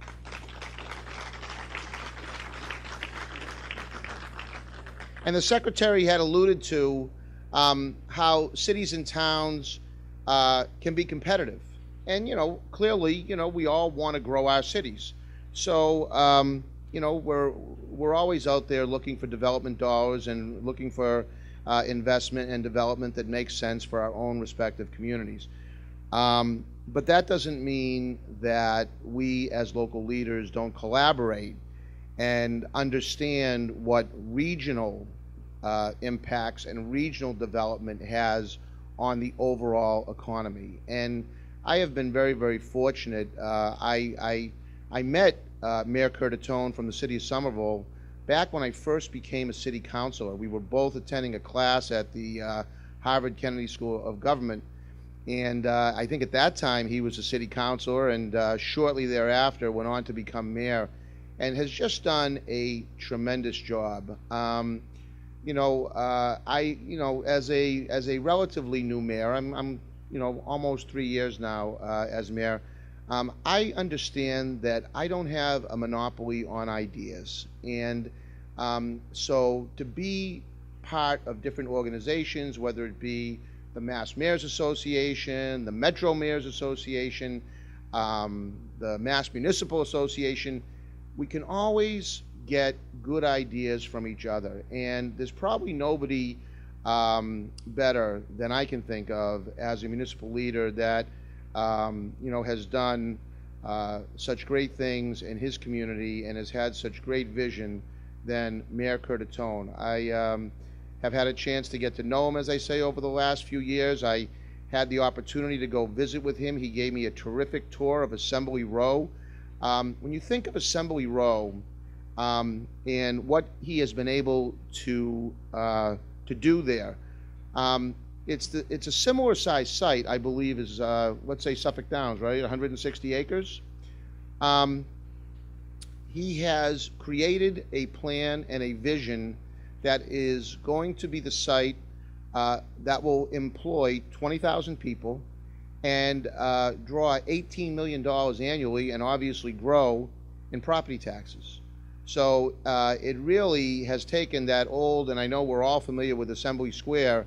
If you were to go down there now, like I did, and had the opportunity to see what is going on down there, it's absolutely incredible, and I would encourage you to do so. And I'm so happy and proud that Mayor Curtatone could make some time for us here today to talk about, you know, the vision that he has had and how we can take a vision like Mayor Curtatone has and make that our own here in the city of Revere. You know, he is the current president of the Metro Mayors Association, and it gives me great privilege to welcome him now, Mayor Curtatone from the city of Somerville.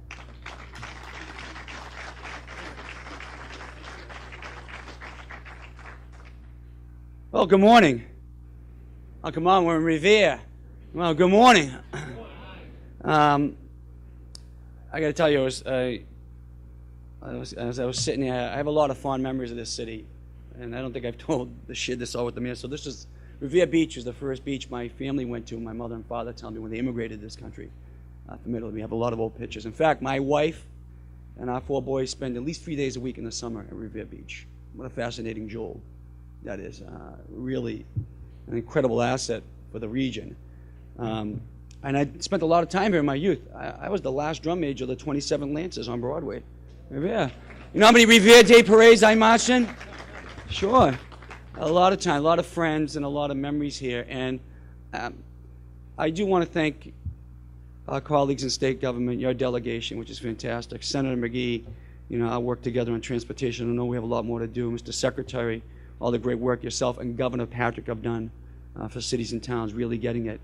You know, members of the federal delegation that are here as well, Congresswoman Clark, and we heard from Senator Markey, Senator Warren, and so it's great to see the Lieutenant Governor-elect Karen Polito here as well. It's good to see you, Madam Lieutenant Governor-elect.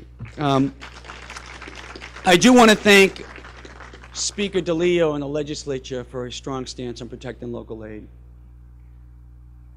This will be my remarks about the importance of investing in social capital and in people.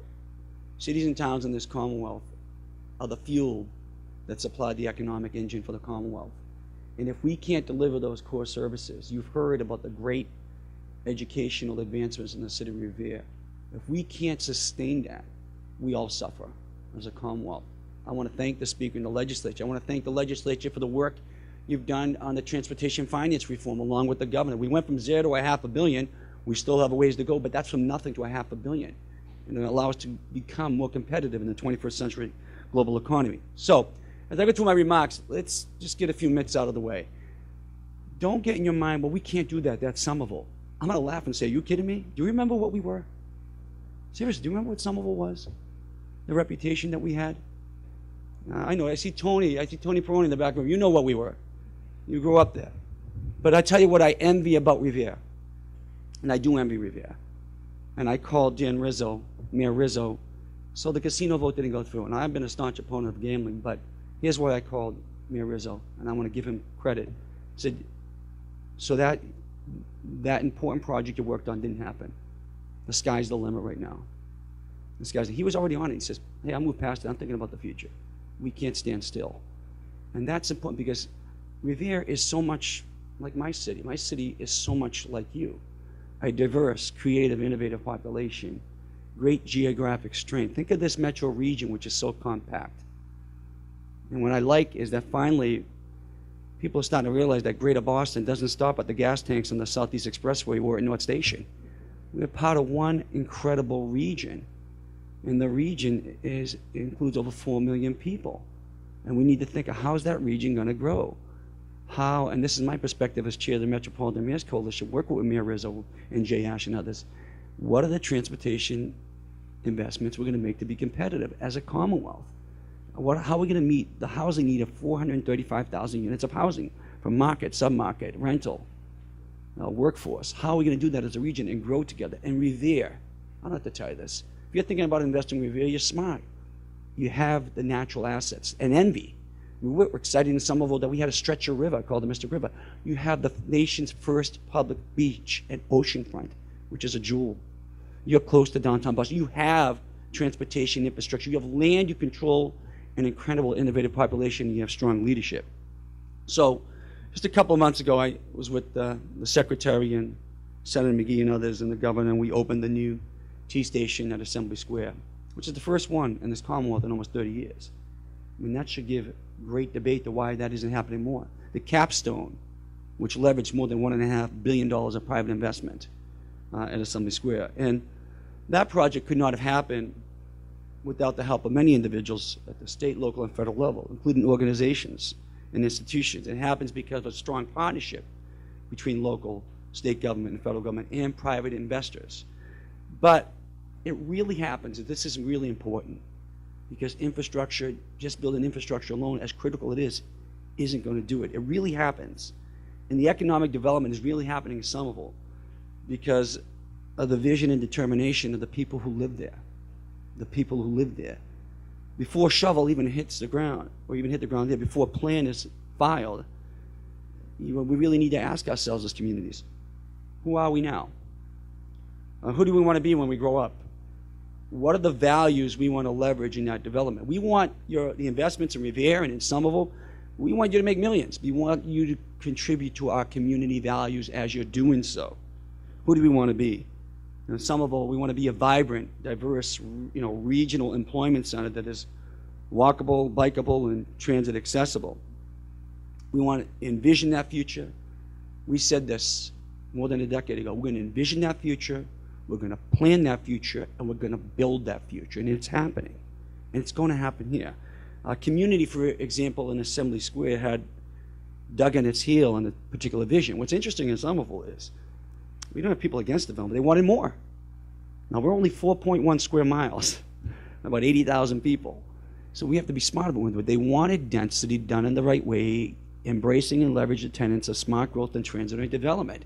They didn't want to miss the opportunity because they knew if we did, we wouldn't achieve certain community goals. So we took those values as we developed Assembly, but we also built a community vision for the next 20 years. Not just what we're going to build, but who we're going to be. We engaged in a 2-year community process called Summer Vision and created that plan.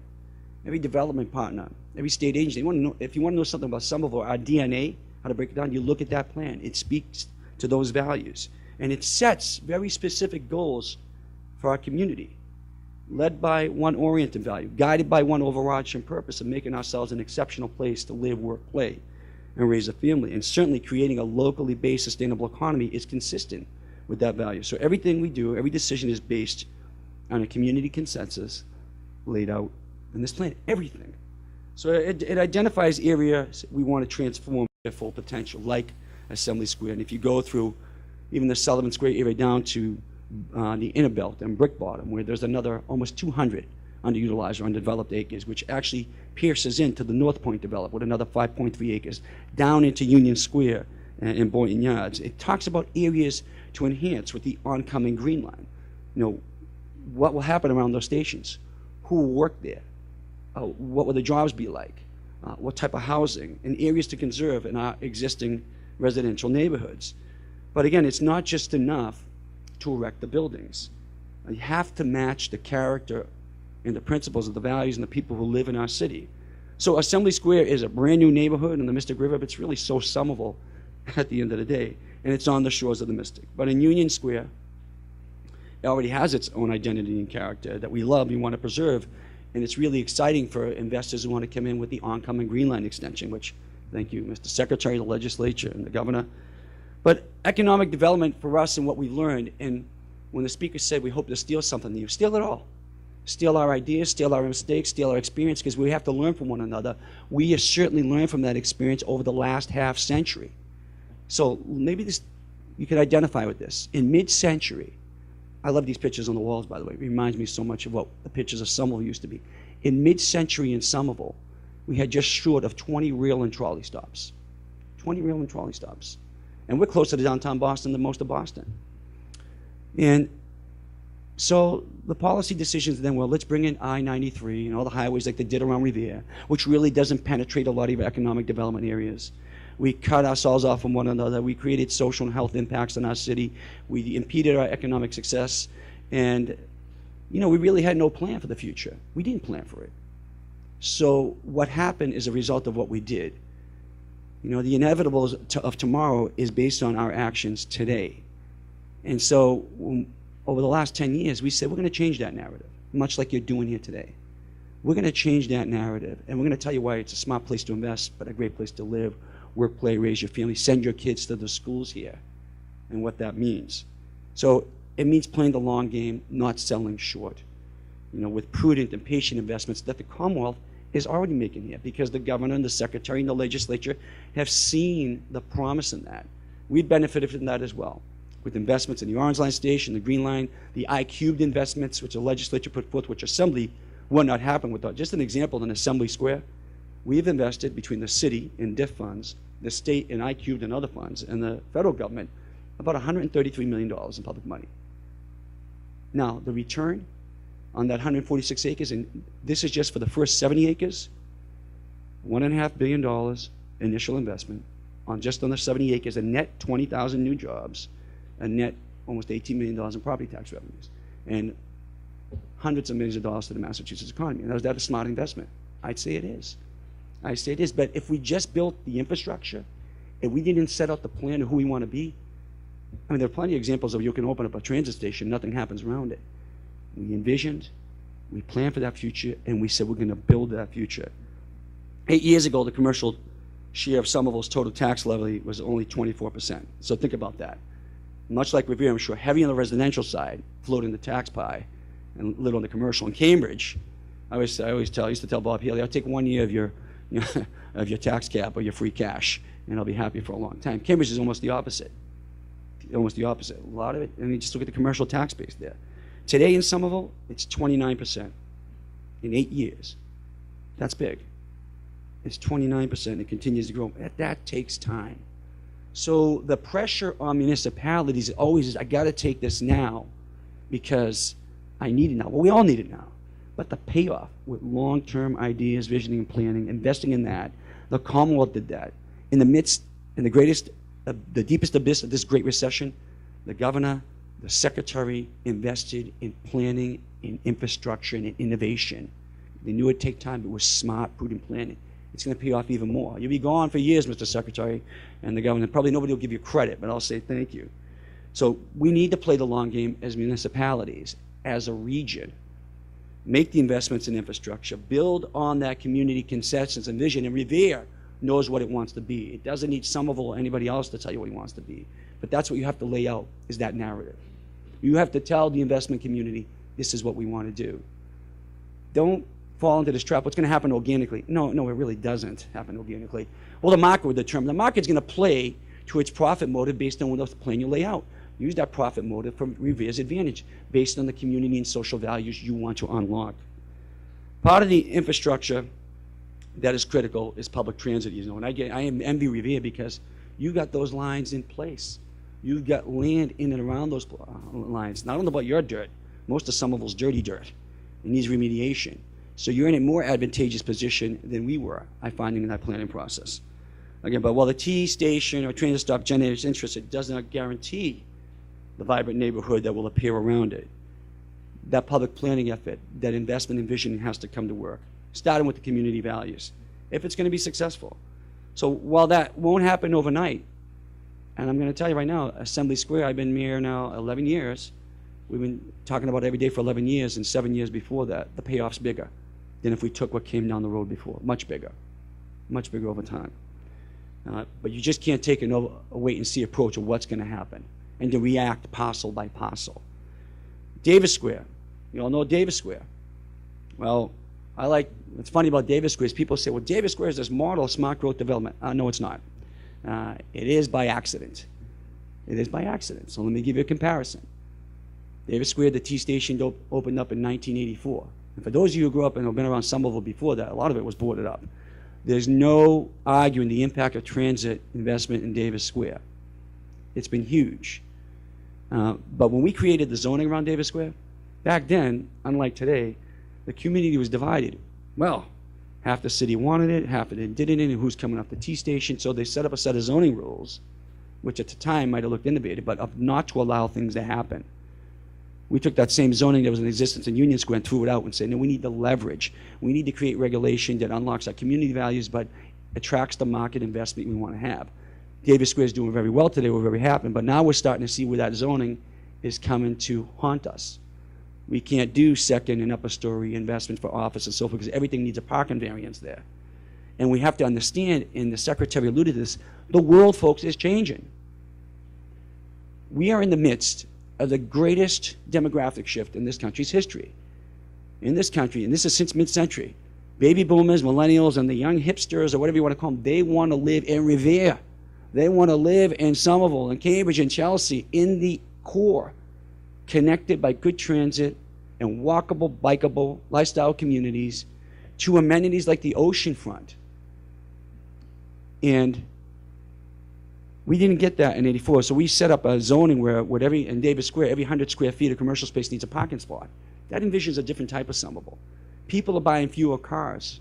The day of the car is over. So part of our goals we set out of the community for Summer Vision was to say we're going to shift mobility by 50% to more biking, walking, and public transit. Now, 10 years ago, if you went to Somerville and you crossed Union Square, you took your life into your own hands. Today, we're #1 biking community in the Northeast. We're top 5 in biking and walking nationwide. And there's a direct correlation going about what that means to our local economy. Now, again, our communities have challenges with contaminated land, and that type of planning work and infrastructure investment has to happen. But we have to do that planning work to ensure that the redevelopment matches the community vision, and it is possible. Don't let anyone tell you it's not. Don't say, well, that's Somerville. Well, remember who we were just a few short years ago. We were you. You are us. And you're ahead of the game, much more ahead than we were. Not just about the buildings, and it's not just about the public transit. So this historic return to the urban core is marked by people, again, who want that type of community, that lifestyle community, with retail and services close to their home. And 21st century industries like life sciences and green tech, they want the same for their offices. We're seeing in Somerville an assembly. Now, we built a 100,000 square foot office building at spec. Never happened that close to Boston. The first floor, I don't know if I told you this, Mr. Secretary, will be occupied in January by a company called SoftBear, a software company. And what we've learned we got away from what we were doing, trying to hunt elephants out of Kendall Square to come to Somerville and say, and we asked CEOs, how are you making your decisions for the next 5 or 10 years? Why do you want to be in Cambridge? Well, in Kendall Square, those companies want to be there because they want to open their door, be in front of MIT. But what is happening in this region, and it's happening in Revere, if you don't know it, there's a historic maker, fabrication, artisan, green tech movement. If we enable that collaborative creativity, the secretaries understood this, especially in the gateway cities, we can build that economy of the future. The next industrial revolution is happening right now in our communities. Now, what's going to happen with those companies when they go from inception, idea, to startup, to wanting 1 to 5,000 square feet, to 10,000 square feet? In Somerville, we did that research over several years and knew that those companies at 5,000 square feet and below who wanted to take the next step, well, they make a decision in 6 to 8 months. And if there's no product, guess what? They're leaving the core and they're going out, or they're going out of state. So I was with the secretary in Somerville, and what the Commonwealth's doing is something really fascinating, trying to connect green tech startups with the manufacturing base across Massachusetts. And that innovative economy is right here in Revere, whether you know it or not. It's happening in your neighborhoods. If we enable that collaborative creativity, we'll spark that movement. The Brookings Institute found that creating that type of lifestyle community where mobility shifted to a more biking and walking and public transit, the infrastructure around the planning and visioning improves your local economy. And we found that those companies want to locate to communities where that population lives, because that's where the innovation population lives. A dense concentration of innovative, creative people with original ideas colliding to create things. That's where they want to be. So, as the number of environmental features that facilitate walkability and attract pedestrian increases, so do office, residential, retail rents, for sale residential values, and retail revenues. But again, we need to build that landscape. We need to build that landscape. And this gets to the heart of the true urban economic development. It's not about planning for buildings. It's about planning for people. It's people that make the cities great. It's people that make Revere great, not just the beach. It's not the land you have available for sale, the buildings that go up there. It's about building that community. When we change the narrative in Somerville from this word that rhymed with Somerville, we're not allowed to repeat anymore. All right, we changed the narrative. We started talking about the people and the values, and we told people, we have a brand that you want to invest in and leverage. And now we're hearing that for people who invest from small and startup companies to established companies. We want to be part of that Somerville community. And so we play to our strengths, and that's what Revere needs to do, because your strengths are plentiful. We don't want communities that are like Western ghost towns with wide streets and largely empty of anything but cars and empty businesses. We want, as the Secretary said, these urban rooms, these urban living rooms, and we're all part of the urban core. So I just want to leave you that playing to our strengths, playing to our strengths as a community, as a region, and the question of where and how people want to live, and how we're going to be active in vibrant communities, or are we going to be bedroom communities, and what benefits us for the long term are critical in your discussion. They were critical in ours, and I ask you, invite you, take our discussion, see if it fits you. I'm going to suggest and argue you'll find it fits you directly, and we're so much alike, and we're only a couple of miles down the road. Do we differ that much from each other? Somerville, Revere, Chelsea? I mean, the origins of these communities are pretty much the same. The manufacturing, the base were pretty much the same around the core. The diversity is pretty consistent, and it is an amazing asset and characteristic of this region. Our location, strengths in the urban core with our access to public transit and higher density can make our communities and are making our communities attractive for developers. Set the narrative out for what you want to have built. If people are coming in only for residential units, that's not what you want, but that's what you're dictating. See that vision, plan it, and then make it happen. And we have to manage this together as a region. So one of the challenges we have as a region is we really don't have true regionalism here. And that has to change. For years it's been, I have to get it in my borders, because if they have it and I don't get anything out of it. That's not exactly true or accurate. And the governor and the legislature have taken some important steps with us, but if we want to have all our cities and towns around the core and around the region to be successful, we need to think broader and larger and outside our own neighborhoods, because it discourages sharing and collaboration. We need to plan that transportation system. We need to do our part as a region on the housing piece. We need to plan around how we deal with climate change, because it's going to affect Revere, Boston, and Somerville. We need to be leaders, and we can be leaders as a region around the world. And here's why I speak passionately about this, because I believe in the greatness of the American city, the region. With all due respect to my friends in state government, when you think of high-level government, especially federal government, nothing happens at the federal level if you haven't paid attention recently. The most prudent and practical leadership around the world is at the city and regional level. That is where communities are setting a stage for environmental stewardship, for transportation innovation, for development innovation, and much, much more. So, as region, as a coalition, Mayor Rizzo and I work together with other cities and towns, 13. And not just how we think about each other, how we fuel the greater Commonwealth. We work closely with the legislature, and that's important. But we're going to need to have some regulatory changes to make that truly work. But for Revere, I'm honored to be here. I'm excited for you.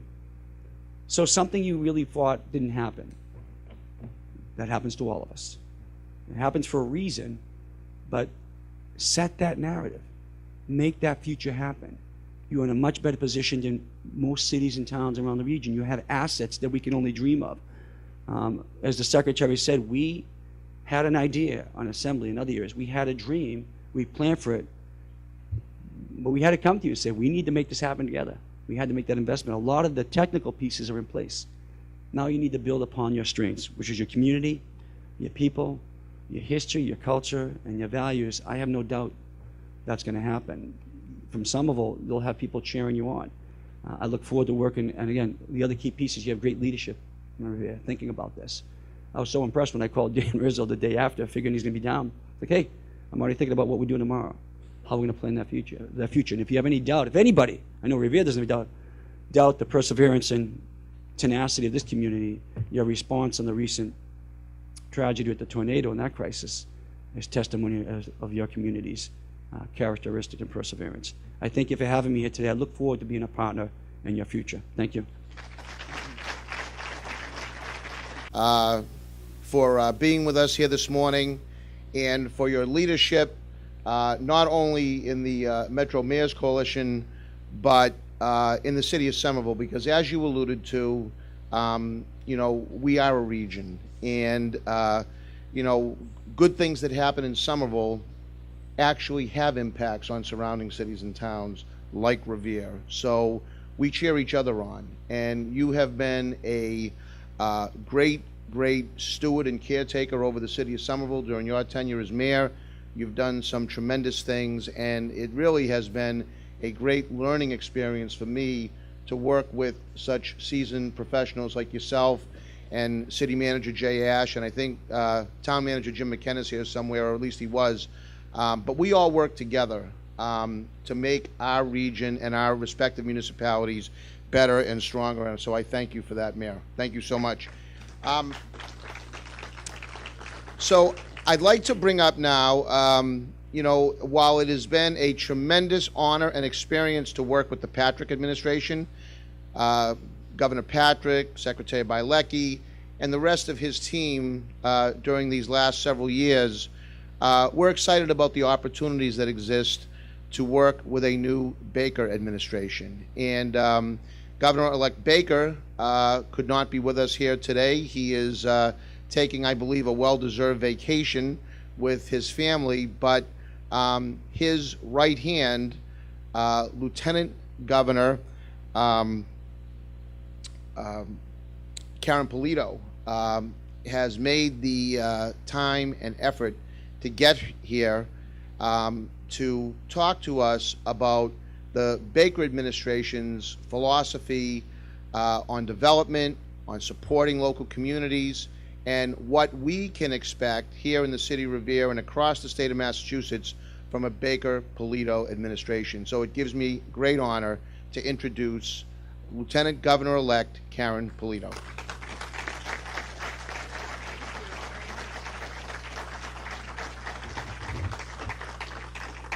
Well, good afternoon, everyone. What an exciting Friday to see so many good faces here. Certainly my colleagues in the legislature, Senator, Representative, our secretary here, our local officials, Mayor Rizzo and Mayor Curatone. What a wonderful presentation to talk about all the exciting opportunities that lie ahead. I am thrilled to be here. Yes, it's just been a couple of weeks since we've come through this election day, but let's just hit the ground running. There are so many good things to do together. And to build on the success of the Patrick administration and the good things that they have put in place, and to find what we can continue with predictability and certainty, and then work together to find where we can build on that success to do even more. Let me just bring my perspective to our discussion, and then we'll go from there. But certainly my perspective is not from the Boston area, but from the central Massachusetts area. But the perspective I bring is as a former local official, someone that is deeply rooted in my hometown area, started my service as a selectman. And as the mayor was saying, how important it is to have good, strong leadership on the local level.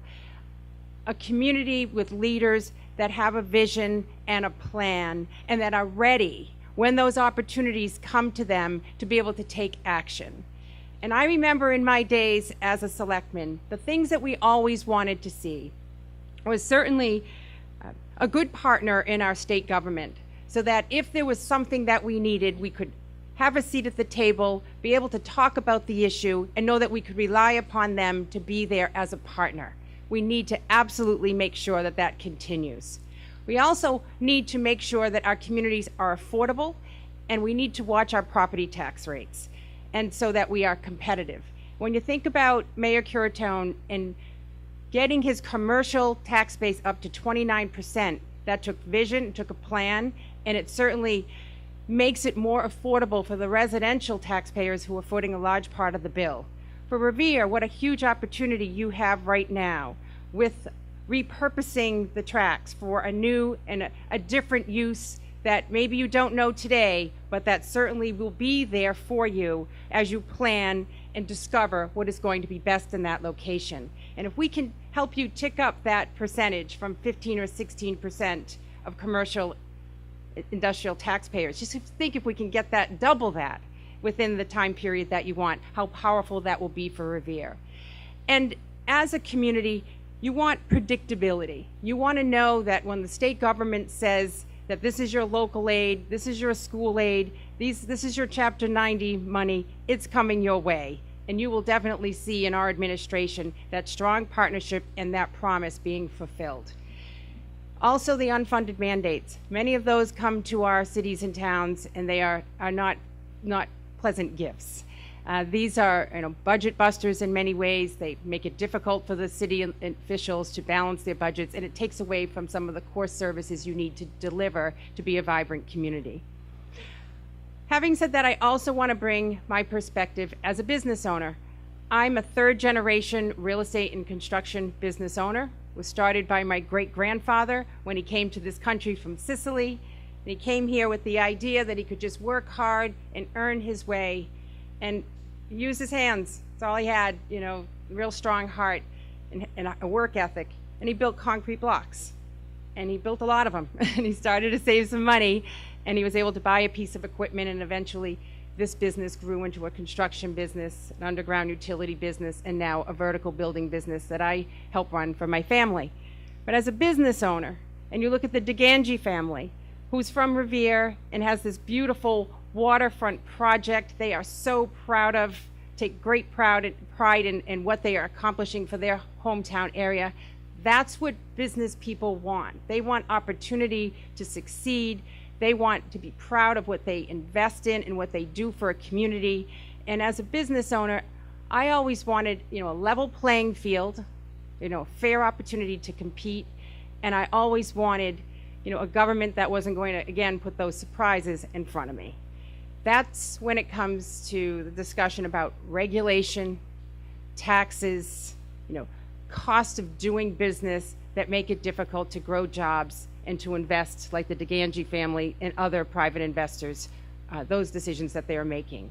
So you'll see in our government one that is wants to create a level of certainty for our business community to be able to make those investments. There's already enough risk in the development costs, the land costs, and the borrowing that needs to take place.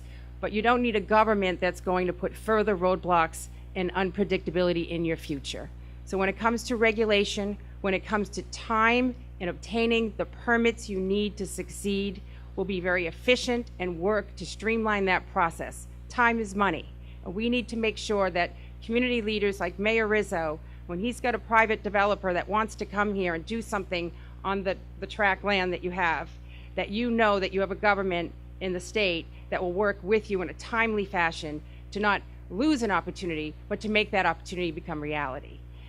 And then just what a wonderful opportunity it is for Charlie and I to now come into state government as your leadership. It's a new beginning. It's a fresh start. And it's an opportunity to just bring a new set of ideas, a sense of urgency, rolling up the sleeves in partnership with our city and town leaders, as well as our private investors to make things happen. Our goal is to work, region by region with you. You are the business leaders and community leaders that know what's best for your community, not Beacon Hill, not me, someone from Central Massachusetts, but you. And as Mayor Curatone said, you map out your plan, you put your vision on paper, you know what you want to do, then in our government, our administration, you will have a true partner in making sure that we can take the next steps with you. That's how we want to work in my life, from my business experience, my local government experience, and in my experience as a legislator. It's all about those partnerships. People want to see government work. These are not Republican ideas or Democrat ideas. A lot of them are just good ideas. And this administration will work in a bipartisan fashion with our colleagues in the legislature and with our mayors and our local leaders to get things done. That's exactly what you'll see with us. We are very happy to be here today, Charlie in spirit, and to begin that that new beginning in January when we take the oath in January 8th to work with all of you. Now, I have had some really good personal experiences on Revere Beach. Bocce recently, and there's so many good things and fun things happening here. You know, the Harley Davidson business locating here, that's great. I mean, this theater, you know, the investment that they made to bring this up to a new level, things are happening. You know, grasp on to those good things and the optimism of a really powerful and strong future for Revere and the surrounding communities here. Thank you for having me. Have a wonderful Thanksgiving and look forward to working with all of you.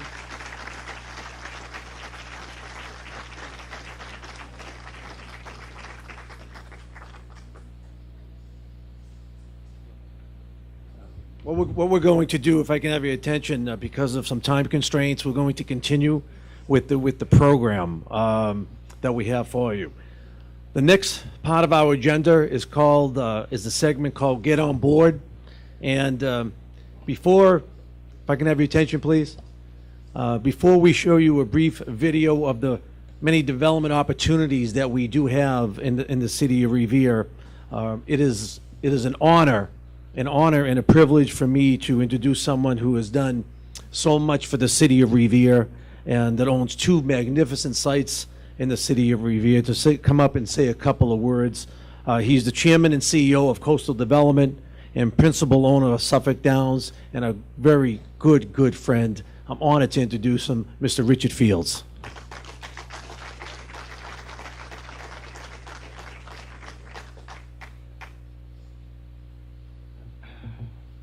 Thank you, John. Thank you for those kind words. I'm going to make this very brief. I know it's been a long morning and people want to move around a little bit. And as John said, I am one of the principal owners of Suffolk Downs and Wonderland. And listening to the presentations this morning, I think that John and the mayor probably invited me here to talk about, rather than success stories, but really what can happen when things don't work out the way you plan them to do. And I can tell you that I'm sure most of you would appreciate that when my partners and I began our journey almost, believe it or not, almost 8 years ago, to transform Suffolk Downs into a world-class entertainment, gaming, and racing venue, I would not be standing here today talking about alternative economic development plans. But I am here today to tell you that not only do I love this city, but I believe in this city. I believe in the future of Revere, and I think that Revere is poised to do absolutely, unbelievably terrific things. And this morning you've heard about all of the reasons why. You've heard about location. You've heard about infrastructure. You've heard about, location to the airport and the proximity to downtown and all of those good things. But I want to tell you something that you're not going to read about. And really what it has to do is with the spirit of the people. I have worked here now side by side with this group of people, with this family of people, led by this mayor and his economic development team. We've been here now for years, and I can tell you that there is a spirit, there is a can-do, no matter what it takes, we are going to get this thing done. And you can't find that anywhere. I've been doing this now for, too many years, over 40 years around the country, and I will tell you that there's something magical about this place. And yes, you have the beach, and you have the, you have the ocean, and you have the views, and you have all of this stuff. But I'll tell you what you have here that you can't find anywhere else. I've never seen it anywhere else. Other maybe than in where I grew up, which is maybe why I relate to this place so much. I grew up in a town in the Bronx that is very similar to Revere. And it's about the people. And Joe, you've seen it when you've worked here. You know, you really, I have to say to you that you really don't get enough credit for what you've done. You have been on the forefront. You started when we started, and look where you are, and I think it's a real testament to you, and you're going to be the driving force why all of us, you know, have to sit down and, as the mayor of Somerville said, we're going to have to reconceptualize what we do. And one of the reasons why we're doing it, I'm here to tell you that we're not going to go anywhere. We're going to sit here and we're going to work with you, Mr. Mayor, and we're going to work with John Fester and all of your economic development people, and we're going to figure out the best solution for these properties. Because these properties, if you take a look at the map, all you have to see is the importance of Wonderland to what Joe is doing. All you have to see is the importance of Suffolk Downs. Suffolk Downs is 170 acres waiting to be reconceptualized. And the reason we're going to do it is because we believe in the people. And we believe in you, Mr. Mayor, and we believe in your administration. So I am just here to say to you that our commitment is to be part of the future of the rebuilding of Revere. And I want to say one other thing. I want to thank you for your vision and your support in the last few years in this public and private partnership that we formed. It has really been a pleasure working with you in the city and everybody here. I want to thank everybody for supporting us for all these years. Now we step back and we say, how do we reconceptualize this, and how do we make this very, very, very important? And we will. So I want to thank you. Thanks for the time. Thanks so much.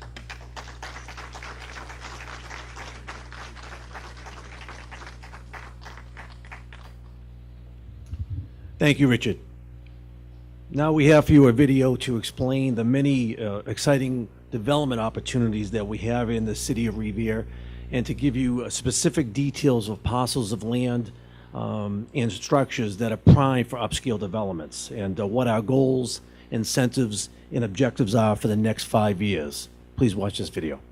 Just minutes from Logan International Airport in downtown Boston, and readily accessible from anywhere in the greater Boston region, the city of Revere is being discovered as the great place to do business that it really is.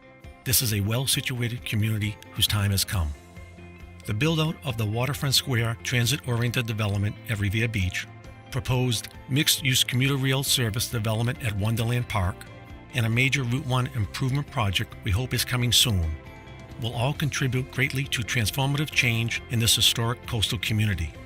That change presents some very exciting opportunities for those who recognize the locational advantages, ready workforce, and great amenities here. As the slides behind me indicate, these past 2 years, we have been hard at work on a whole range of initiatives. In the interest of time, I won't go through them line by line.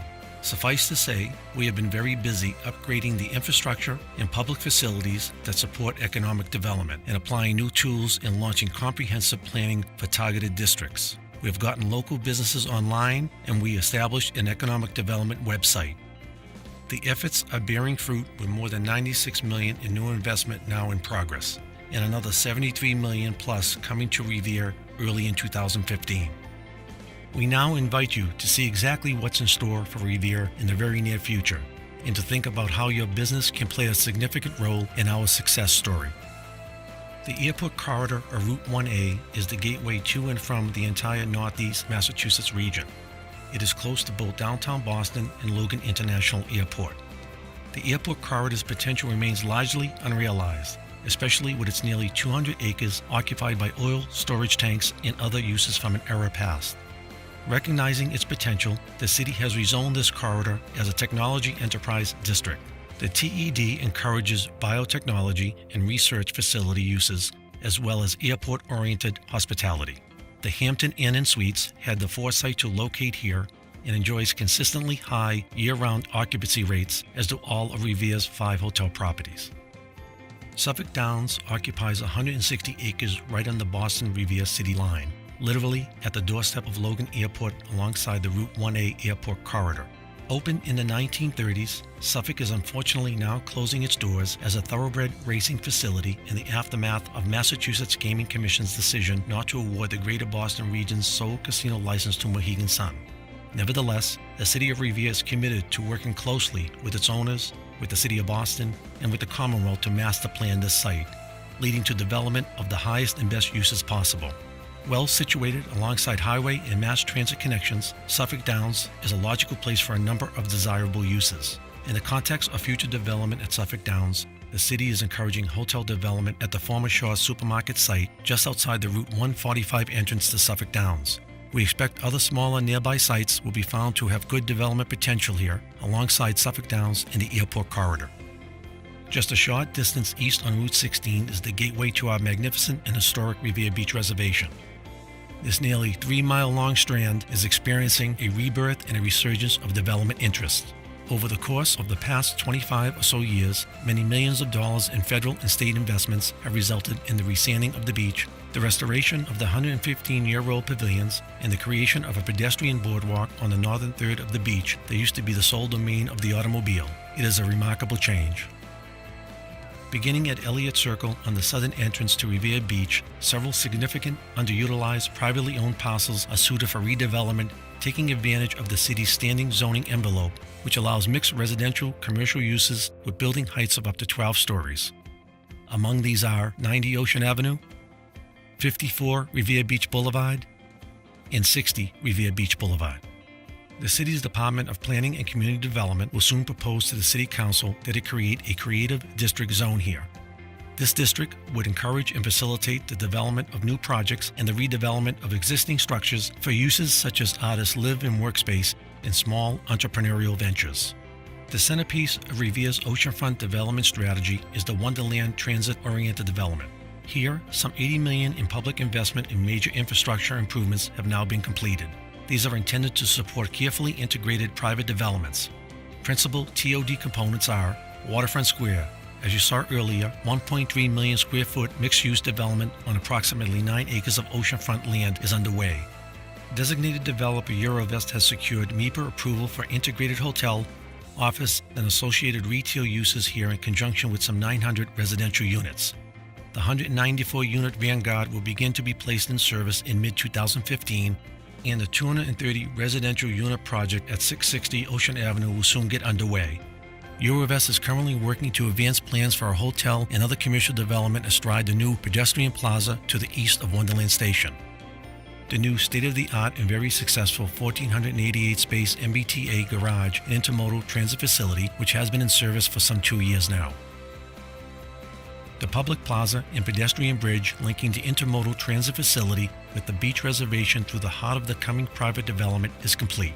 In the relatively short time it has been open, this graceful new bridge with its programmable LED lighting has already become an iconic symbol of the rebirth of historic Revere Beach and beloved by the public. Lastly, as described a bit earlier by David Bowes of Arrow Street, a new DCR operations center with public amenities is currently in design. We hope for a 2015 groundbreaking on this facility, which is intended to complement both the new development within the Waterfront Square TOD, as well as the original Charles Elliott design structures at the heart of the Revere Beach Reservation, which a decade ago was designated a National Historic Landmark.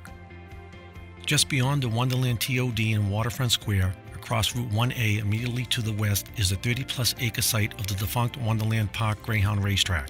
The city desires to attract thoughtful mixed-use development here that complements the Master Plan TOD. As a means to fully support and integrate such development, as you have now heard, the city is pursuing the establishment of a commuter rail station at this prime site with a connection to the Wonderland Intermodal Transit Facility and MBTA Blue Line. Moving along the northern reach of our shoreline, the character of development is dominated by mostly higher-end residential usage, dotted here and there with restaurants. The Patriot Group is now working on plans for a major residential project at a key vacant site here. Revere Beach Boulevard transitions into the Linway at the northern end of the reservation. The Point of Pines neighborhood there contains many expensive and very well-kept homes. At the northern end of the Point of Pines is the confluence of the Saugus and Pines rivers and the beginning of the vast Rumney Marsh, one of the largest salt marshes in this part of the country. Key privately owned parcels present interesting opportunities in this area of the Saugus and Pines River waterfront. At the other side of the salt marsh in North Revere is the Overlook Ridge, the jointly master planned development and a reclaimed 100-acre quarry, roughly half of which is in Revere and the other half in the city of Malden. This project is now built out to the 40% level. Developer Mac Kelly of New Jersey has just completed new buildings containing 372 residential units. Just to the north of Overlook Ridge lies another major 100-acre tract consisting of the Caddy Farms and former Waylu site. This land, located partly in both the communities of Revere and Saugus, has substantial frontage on Route 1. The City of Revere is working with Republic Properties and the Town of Saugus to produce a master plan that will encourage well-conceived and desirable mixed-use development that coexists with, rather than conflicts with, established neighborhoods nearby. Just southwest of Overlook Ridge in the Linden Square area is a significant site that previously housed a supermarket and some smaller retail uses. After sitting vacant for several years, this is now the new headquarters of Harley-Davidson of Boston. To the west across Squire Road is a Washington Avenue site that will soon be home to a new development of 18 condominium units and ground floor retail space. Both of these significant private investments indicate that the rediscovered Linden Square area is in positive transition. Further southeast is what the City of Revere believes is a truly great opportunity. In our view, the Northgate Shopping Center and the surrounding Squire Road corridor can be repositioned for higher and better uses. In addition to needed retail uses, this area might include a research and development park. This area is uniquely well suited along Route 1, offering easy Boston and northbound highway access, as well as direct connection to Logan Airport and the Massachusetts Turnpike via Route 60. The development value of this major tract will be greatly enhanced if the widening and reconfiguration of Route 1 proceeds. The recent opening of the Market Basket here is just the first step in the corridor's transition. Finally, Route 60 leads to Route 107 Broadway, the core of which is Revere's Central Business District. Because we value our smaller, service-oriented businesses and hope to attract more of them with appropriately scaled new development in the heart of the city, we are hard at work implementing our downtown revitalization strategy. Construction is already underway on the second phase of our Broadway revitalization project. This is resulting in significant aesthetic improvements to the streetscape and the creation of needed new off-street parking to service the CBD. As Mayor Rizzo early touched upon, this concentrated public investment has served to encourage and support new private investments by the neighborhood developers for Kids Only and Motorcycles of Manchester, among others. Now, the city is about to launch a financial assistance program for storefront and signage aesthetic upgrades that will continue the revitalization of the downtown. We plan to utilize the Broadway Revitalization Plan as a template for similar efforts in smaller neighborhood commercial districts around the city, most particularly the Shirley Avenue, Revere Street, and Beachmont Square neighborhood centers. These are very exciting times for the City of Revere. Beyond what we know is already in the pipeline, there are still many opportunities in Revere yet to be realized. To fully capitalize on those opportunities requires private sector imagination and business acumen. It will require public sector engagement and partnerships applying creative means to achieve new investment that create jobs and supports the tax base. At the risk of sounding trite, figuratively speaking, the Blue Line train is at the TOD station and it's time to get on board. We sincerely hope you will take a very close look and realize the tremendous opportunities throughout our city. We hope you will partner with us and be an essential part of the very bright future that is in store for Revere in the near term. Thank you.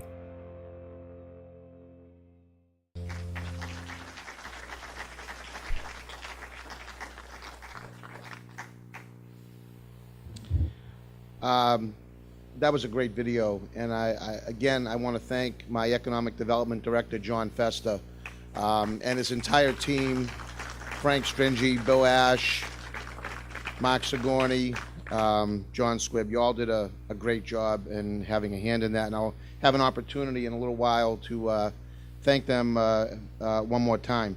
But as you can see behind me, we also have a new economic development website that can be accessed for any information that you may need pertaining to any site in the city of Revere, as well as certainly you can contact John Festa. But this new website is revereontherise.org.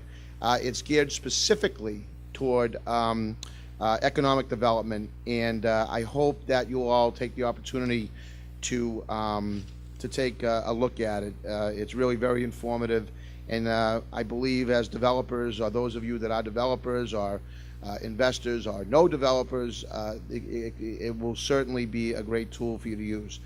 We're going to divert just very, very ever so slightly from the agenda. I am going to bring up Ms. Tanya Hartford from Mass Development to present our next segment, the Transformative Development Initiative. But I also want to bring up our panel members too at this time, because we're running just a little bit late.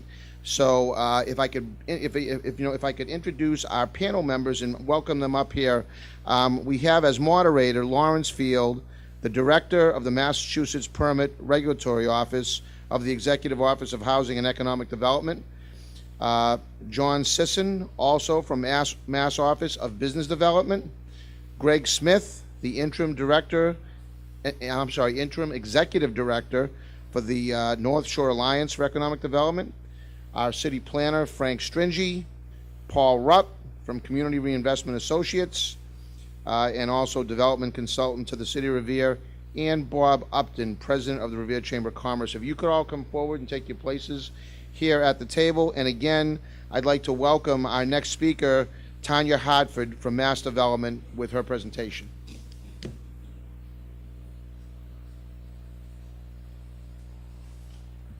Thank you, Mayor, and thank you to all of you for hanging on. I know that it's been a long morning with a lot of good information. So my role here today is to introduce you all, if you don't already know, about the Transformational Development Initiative.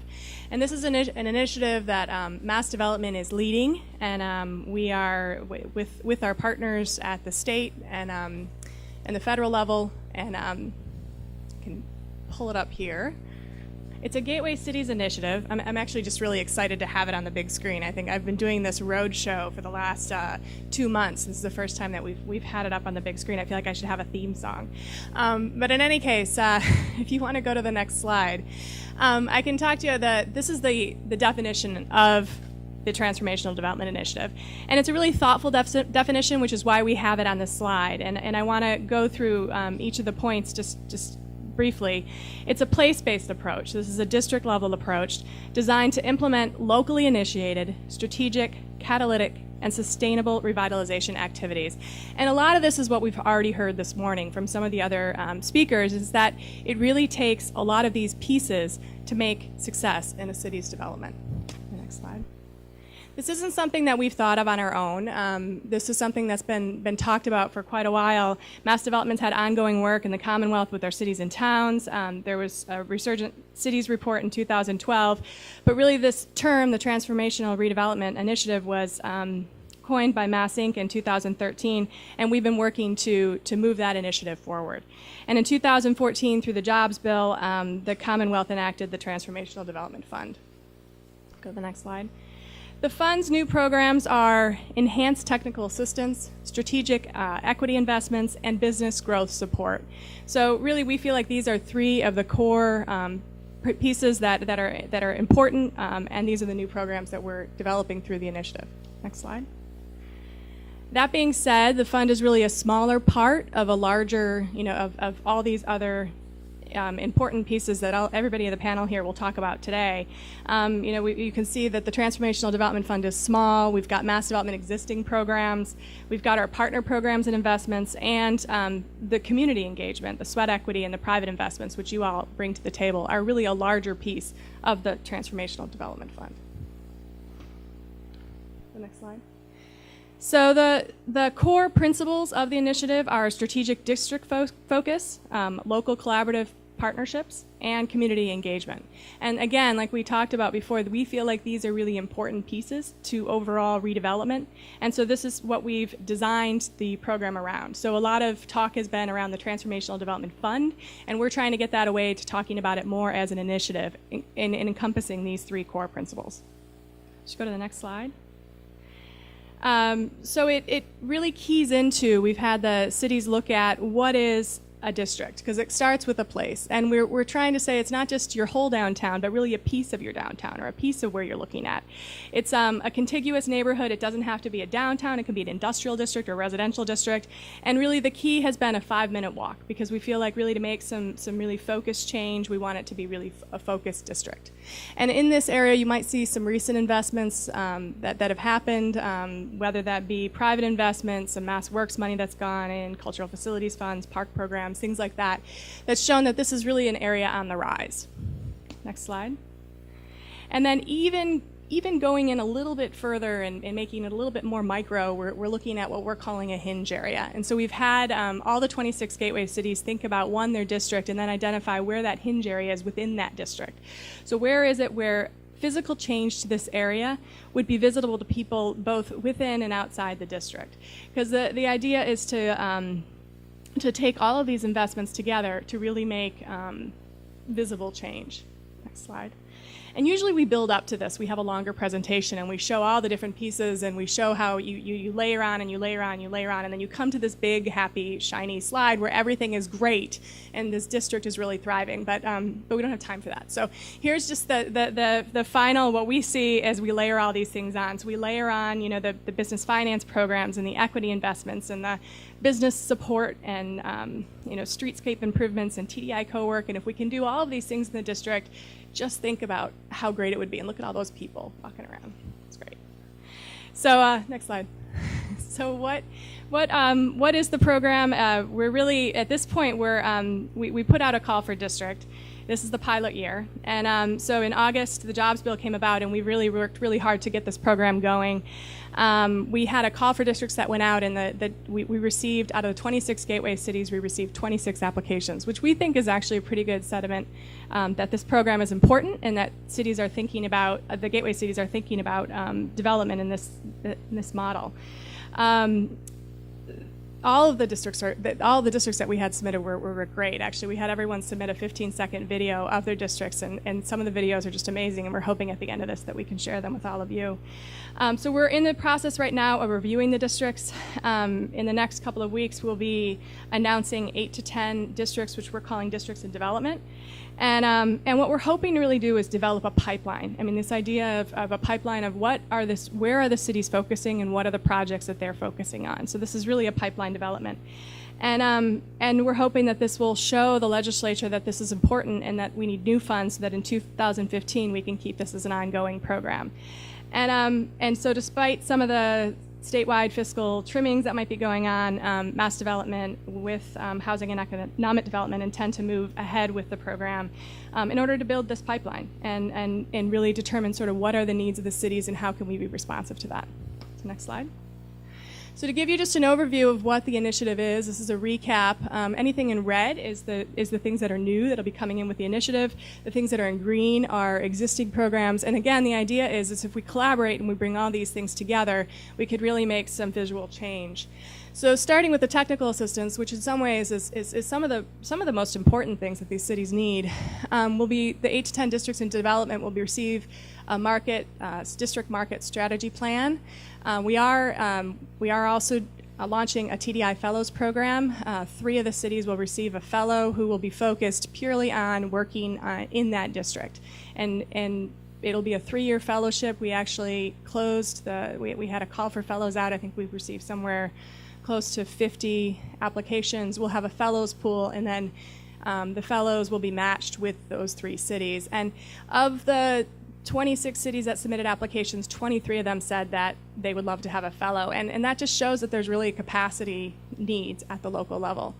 We also have TDI placemaking grants. These are things where we're trying to get people to the district. So this is really small grants to get people to say, hey, there's something going on here. So whether that's a farmer's market or some public art, something like that, that's going to be part of this.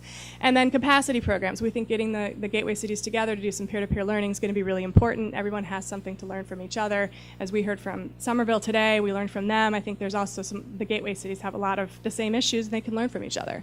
Mass Development has some existing tools, and we're hoping not only to help those 8 to 10 districts in development, but really look at all 26 cities and say, what are your capacity needs and how can we move that forward? And then all of our partner agencies has programs as well for technical assistance. We also have some equity. The equity investments are part of that, part of this initiative, which is something that's probably what you are all thinking about. Where's that cash? And I'm going to go into that a little bit in the next slide. But we're also thinking not just our own equity investments through the TDI, but also How can we target MassWorks money? How can we target some of the other state programs like Parks program into these districts? How can we look at CDBG funds, and how can we really target investments into this district as well? And then finally, the business growth. And so TDI CoWork, and I'll get into that in a minute as well, is part of this program. These are collaborative workspaces, and they don't have to be within the district, but we feel like that actually would make the district a little bit stronger by having a collaborative workspace. This brings new innovation and people into the district, and that's always a good way to facilitate growth. We also want to pilot some business support programs. Ken Good, who's in my office and who works with mass development, he's over here, he's waving his hand. He works in this region, and we work on loan programs that are targeted towards, what are the issues that are going on in the downtown or in your district area, and how can we create some programs and products that will help to facilitate development. And then again, working with other financing and partner growth, loans, microfinancing, things like that. Next slide. So the TDI investments examples, the legislature was very clear that the equity investments is not just us providing a grant to a developer for these equity investments, but that we actually hold a controlling ownership interest in the investments that go into the equity that we're putting in. And so we've thought about it like, how can we stretch these dollars? How can we be more creative? So it's not just a site acquisition for redevelopment and us just doing one building, but maybe we acquire a few properties that maybe have had problems getting them together, and then we flip them to a developer to do the development. Maybe we partner with a CDC or another developer to do a joint venture. We might do a master lease. I mean, sometimes there might be more of the risk is on the first floor where there might be restaurants or things like that that create activity. So maybe we take on that risk and we have that master lease. Or on the flip side, you might have a retail business that owns a first floor that's really successful, but they don't know what to do on the upper floor. So we condoize that building and we do the upper floor investment. So these are just some things that we're thinking creatively about how we can use these equity investments, and we want to continue to have these conversations with you all as we go forward with the program. Next slide. And then as I talked about TDI CoWork, these are grants. These are actual grants that will go towards collaborative workspaces, and they're seed grants so that if you are thinking about a collaborative workspace, this can help you think through that a little bit. It's up to, I think, $5,000. And then there's also up to $200,000 to help build out the space. And we think that this is actually, again, these are proposals that will attract entrepreneurs that will then grow into the community, and we think that's a really important part of this overall program. Next slide. So this is just going back to, you guys have already seen this slide, but I wanted to come back to this as a really good transition to our panel because, again, we're only a small piece of this overall initiative, and we rely on all of our partner programs to make this successful.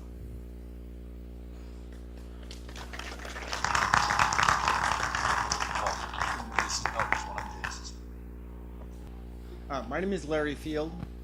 I'm director of the Massachusetts Permit Regulatory Office. We do MassWorks. We do regional planning, including the Metro North plan that was released in October and you can find online. And we help streamline state and local permitting. So thank you, Tanya, for a very concise description of TDI.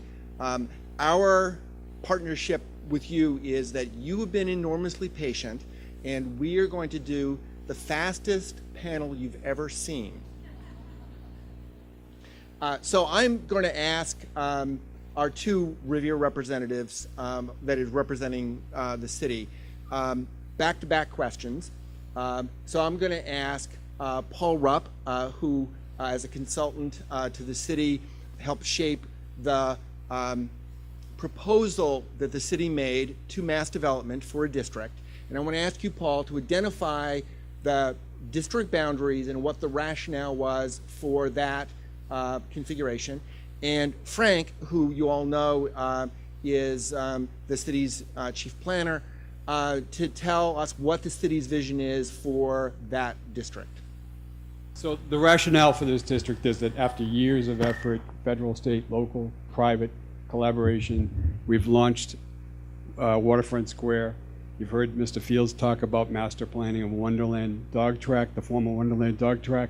So what's next? Where do you turn your eyes next? Revere has to move quickly to take advantage of those investments that are coming down the pike. We thought that two things made sense. One is the Shirley Avenue neighborhood, where the neighborhood developers are heavily vested and is proximate to Revere Beach Station. And we thought about the southern reach of the beach, which is equidistant from Beachmont Station and Revere Beach Station. The mayor saw the announcement for TDI and jumped on it and called together a group to try to form a partnership and make a nomination. It includes the Chamber of Commerce, neighborhood developers, CAPIC, Revere on the Move, MGH, Revere Cares. What have I forgotten? In any event, so we've carved out a district that includes Shirley Avenue and includes the southern stretch of the beach, and we think this is the next focus of targeted thought, targeted investment, targeted development, and creativity. So with that, I'm going to turn it to Frank to talk about his concept for a creative district at the southern end of the beach.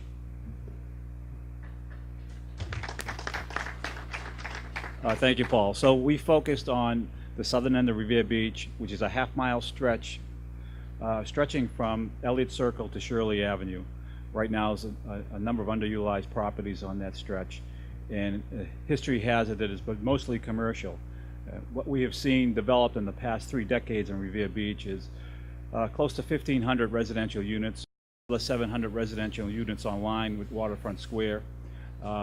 So we've kind of created a community on the beach, but the community really doesn't have an identity. So we're looking at this stretch of Revere Beach, the southern end, about a half-mile stretch, to create an creative arts district that'll incorporate pedestrian-friendly design standards, urban design standards, with special treatments on the ground floor for galleries, restaurants, coffee shops, entertainment venues, and artists' work live studios above.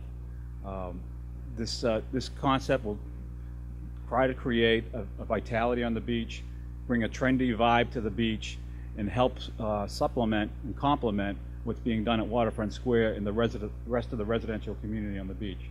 So to bring that special vibe to the beach, to create vitality, activity at the southern end of the beach, it will complement our sand sculpting festival. We can create art festivals on the beach, entertainment festivals on the beach, and give the beach a destination and a kind of identity that brings back the old times in the beach where people came there for entertainment. So that's what our goal is. We're going to be working on that plan, presenting it to the City Council, and creating a special creative zoning district on Revere Beach.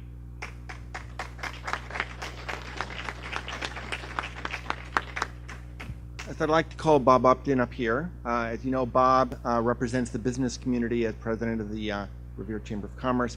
Bob, you were involved in the formulation of this district proposal, and I'd like to hear what the business community's thoughts are about the vision that's been laid out.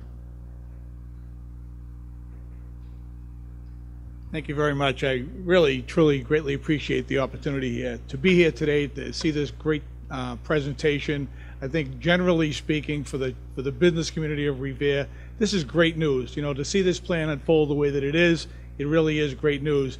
I know that we're a little bit short for time, but I want to say I, as the president of the Chamber of Commerce, appreciate the inclusion that the Chamber of Commerce has had and having the opportunity to be at the table with Mayor Rizzo, John Fest, and the rest of the team for all this planning that's gone into this. I think the area of the Shirley Ave area, the great gateway to Revere Beach, to be targeted as a district, I think is an ideal situation. I think working with the Shirley Avenue businesses and neighborhood developers, community planning and development, certainly that is an area to be targeted and to develop for the gateway for the beach.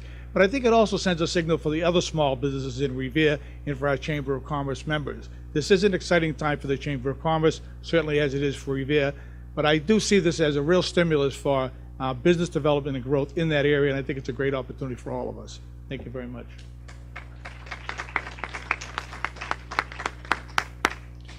I'd like to call on John Sisson, who is a colleague of mine. He's at the Office of Business Development within our Secretariat. And the question for John is this. What Tanya was saying, which is really important to understand about TDI, is that TDI is part of an overall approach to economic development and the TDI will help the community really focus in a place so that a number of the tools can be used in a systematic way in that place. John, what are the tools that that business development has that might be useful in this district? Hi, I'll be brief. Again, I work for the Office of Business Development. Our goal is really to drive job growth, job retention, and private investment across the Commonwealth. And we do that by really collaborating with municipalities like Revere and trying and assist those businesses by connecting them with resources and partners that can help them grow. And that's a really long way of saying I'm a concierge. It's what we do. We connect you with the resources. One of those resources, or a couple of those resources, will be property tax relief in the form of, say, a tax increment financing or special tax assessments. We would work with the municipality on certain developments, and our council, the Economic Assistance Coordinating Council, provides state approval for those agreements. So I'm happy to come out and speak with municipalities and companies that are having those discussions with municipalities to talk about that process. There are many other resources that are available to growing companies in Massachusetts, and it's my job to connect you with those. So John Festa and Mayor Rizzo have my business card and are happy to share it with you, and I have some here as well. Thank you.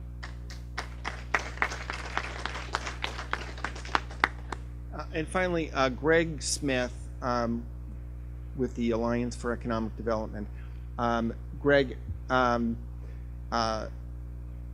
it would be interesting for you to share your thoughts on what regional significance there is to the area that's been identified as a proposed district, and how you think it fits into the kind of the region's vision for its role in Massachusetts economy.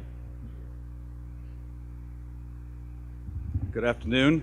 I'll be brief. I'm sure you're hungry. But I am Greg Smith. I run the Enterprise Center at Salem State University, and we recently brought the North Shore Alliance for Economic Development under our umbrella. And there's a reason for that, is that the Enterprise Center is a business resource center for small companies and startup companies. And we see the role of the North Shore Alliance is to pull together, I liked what the Mayor of Somerville talked about in terms of regionalization and taking those regional issues that we all need to get behind and being an advocate for that. And so the issue of TDI is very appropriate for us to get behind. By the way, if you haven't heard of the North Shore Alliance, we represent 31 cities and towns along the North Shore. Our job is to do convening. This last week we convened all the economic development directors and city planners for the North Shore together to talk about some common issues. We see our role as being an advocate and a convener for that. Regarding TDI, we've been very active with trying to build the workspaces that were talked about. We've built, for the last 6 months to a year, we've been convening many of the local food organizations together with the idea of trying to build a shared kitchen. Our target is to do it in Salem, but we are also looking at other places that we potentially could do that. We're also looking at makerspace in the creative economy area in terms of arts. And we've got a couple of places that we're looking at with that, and we see our role as to trying to build those people together and bring them together. Recently, TDI did Mass Development came in and did a TDI workshop as well in our building. So we're behind the initiative, and we see ourselves as being an advocate for the TDI.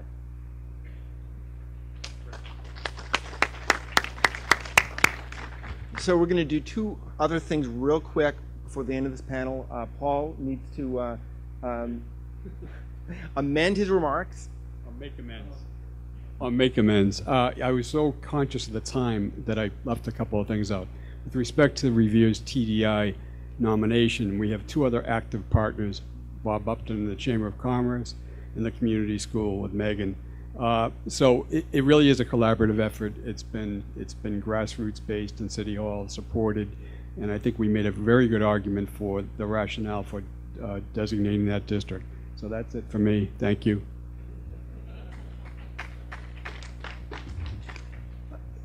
Mayor Rizzo and Secretary Bilecki, as has been pointed out, met a couple of weeks ago. And one of the things that Secretary Bialecki suggested is that we bring Locus, which is a national developer group, to this summit. And Josh Ostroff, representing Locus, is here. They are a group of developers, for-profit developers, who are interested in building in walkable urban places, and Revere obviously is that. And so Josh is going to say something very quickly about Locus.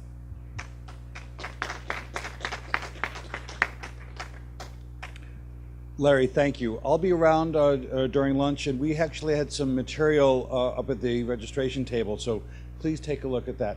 On March 11th, we are going to have a leadership summit in Boston or nearby, and that will be open to developers, local officials, and investors. We strongly believe in the opportunity to create great places throughout the country, throughout the Commonwealth, and I'm very excited to work with Revere, just as we've been successful in working with Somerville. And just yesterday, we had the town of Framingham and the city of Warwick, Rhode Island, in front of a couple of dozen developers, sharing ideas, discussing opportunities, making deals, and helping to build wonderful places. So thanks for the opportunity to say a few words. As an elected official in Natick, this is the shortest speech I've ever given. I do have a 45-minute speech in my car, but if someone wants to go get it. Thanks a lot. Great panel and a wonderful event. I hope you're as inspired about the future of Revere as I am.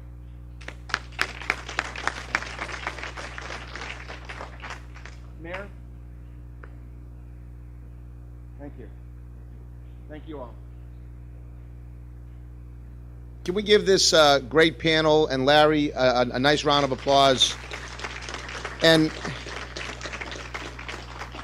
I'd like to give all of you, those of you that are have endured over the last few hours, hopefully you've got some real good information. I know it has been a long morning, and we've gone a little bit over. I want to thank you for your indulgence and for being here and to continue to learn about the great opportunities that we have here in the city. It was great to have so many of my colleagues in government here and share their thoughts on the future of the city of Revere.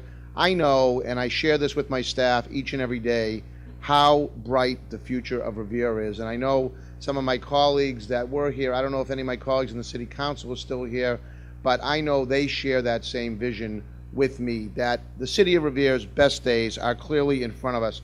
Summits like this give us the opportunity to connect with developers, investors, and also state regulators and other opinion and decision makers, so that we can continue our efforts, because this is not a situation where we're gonna have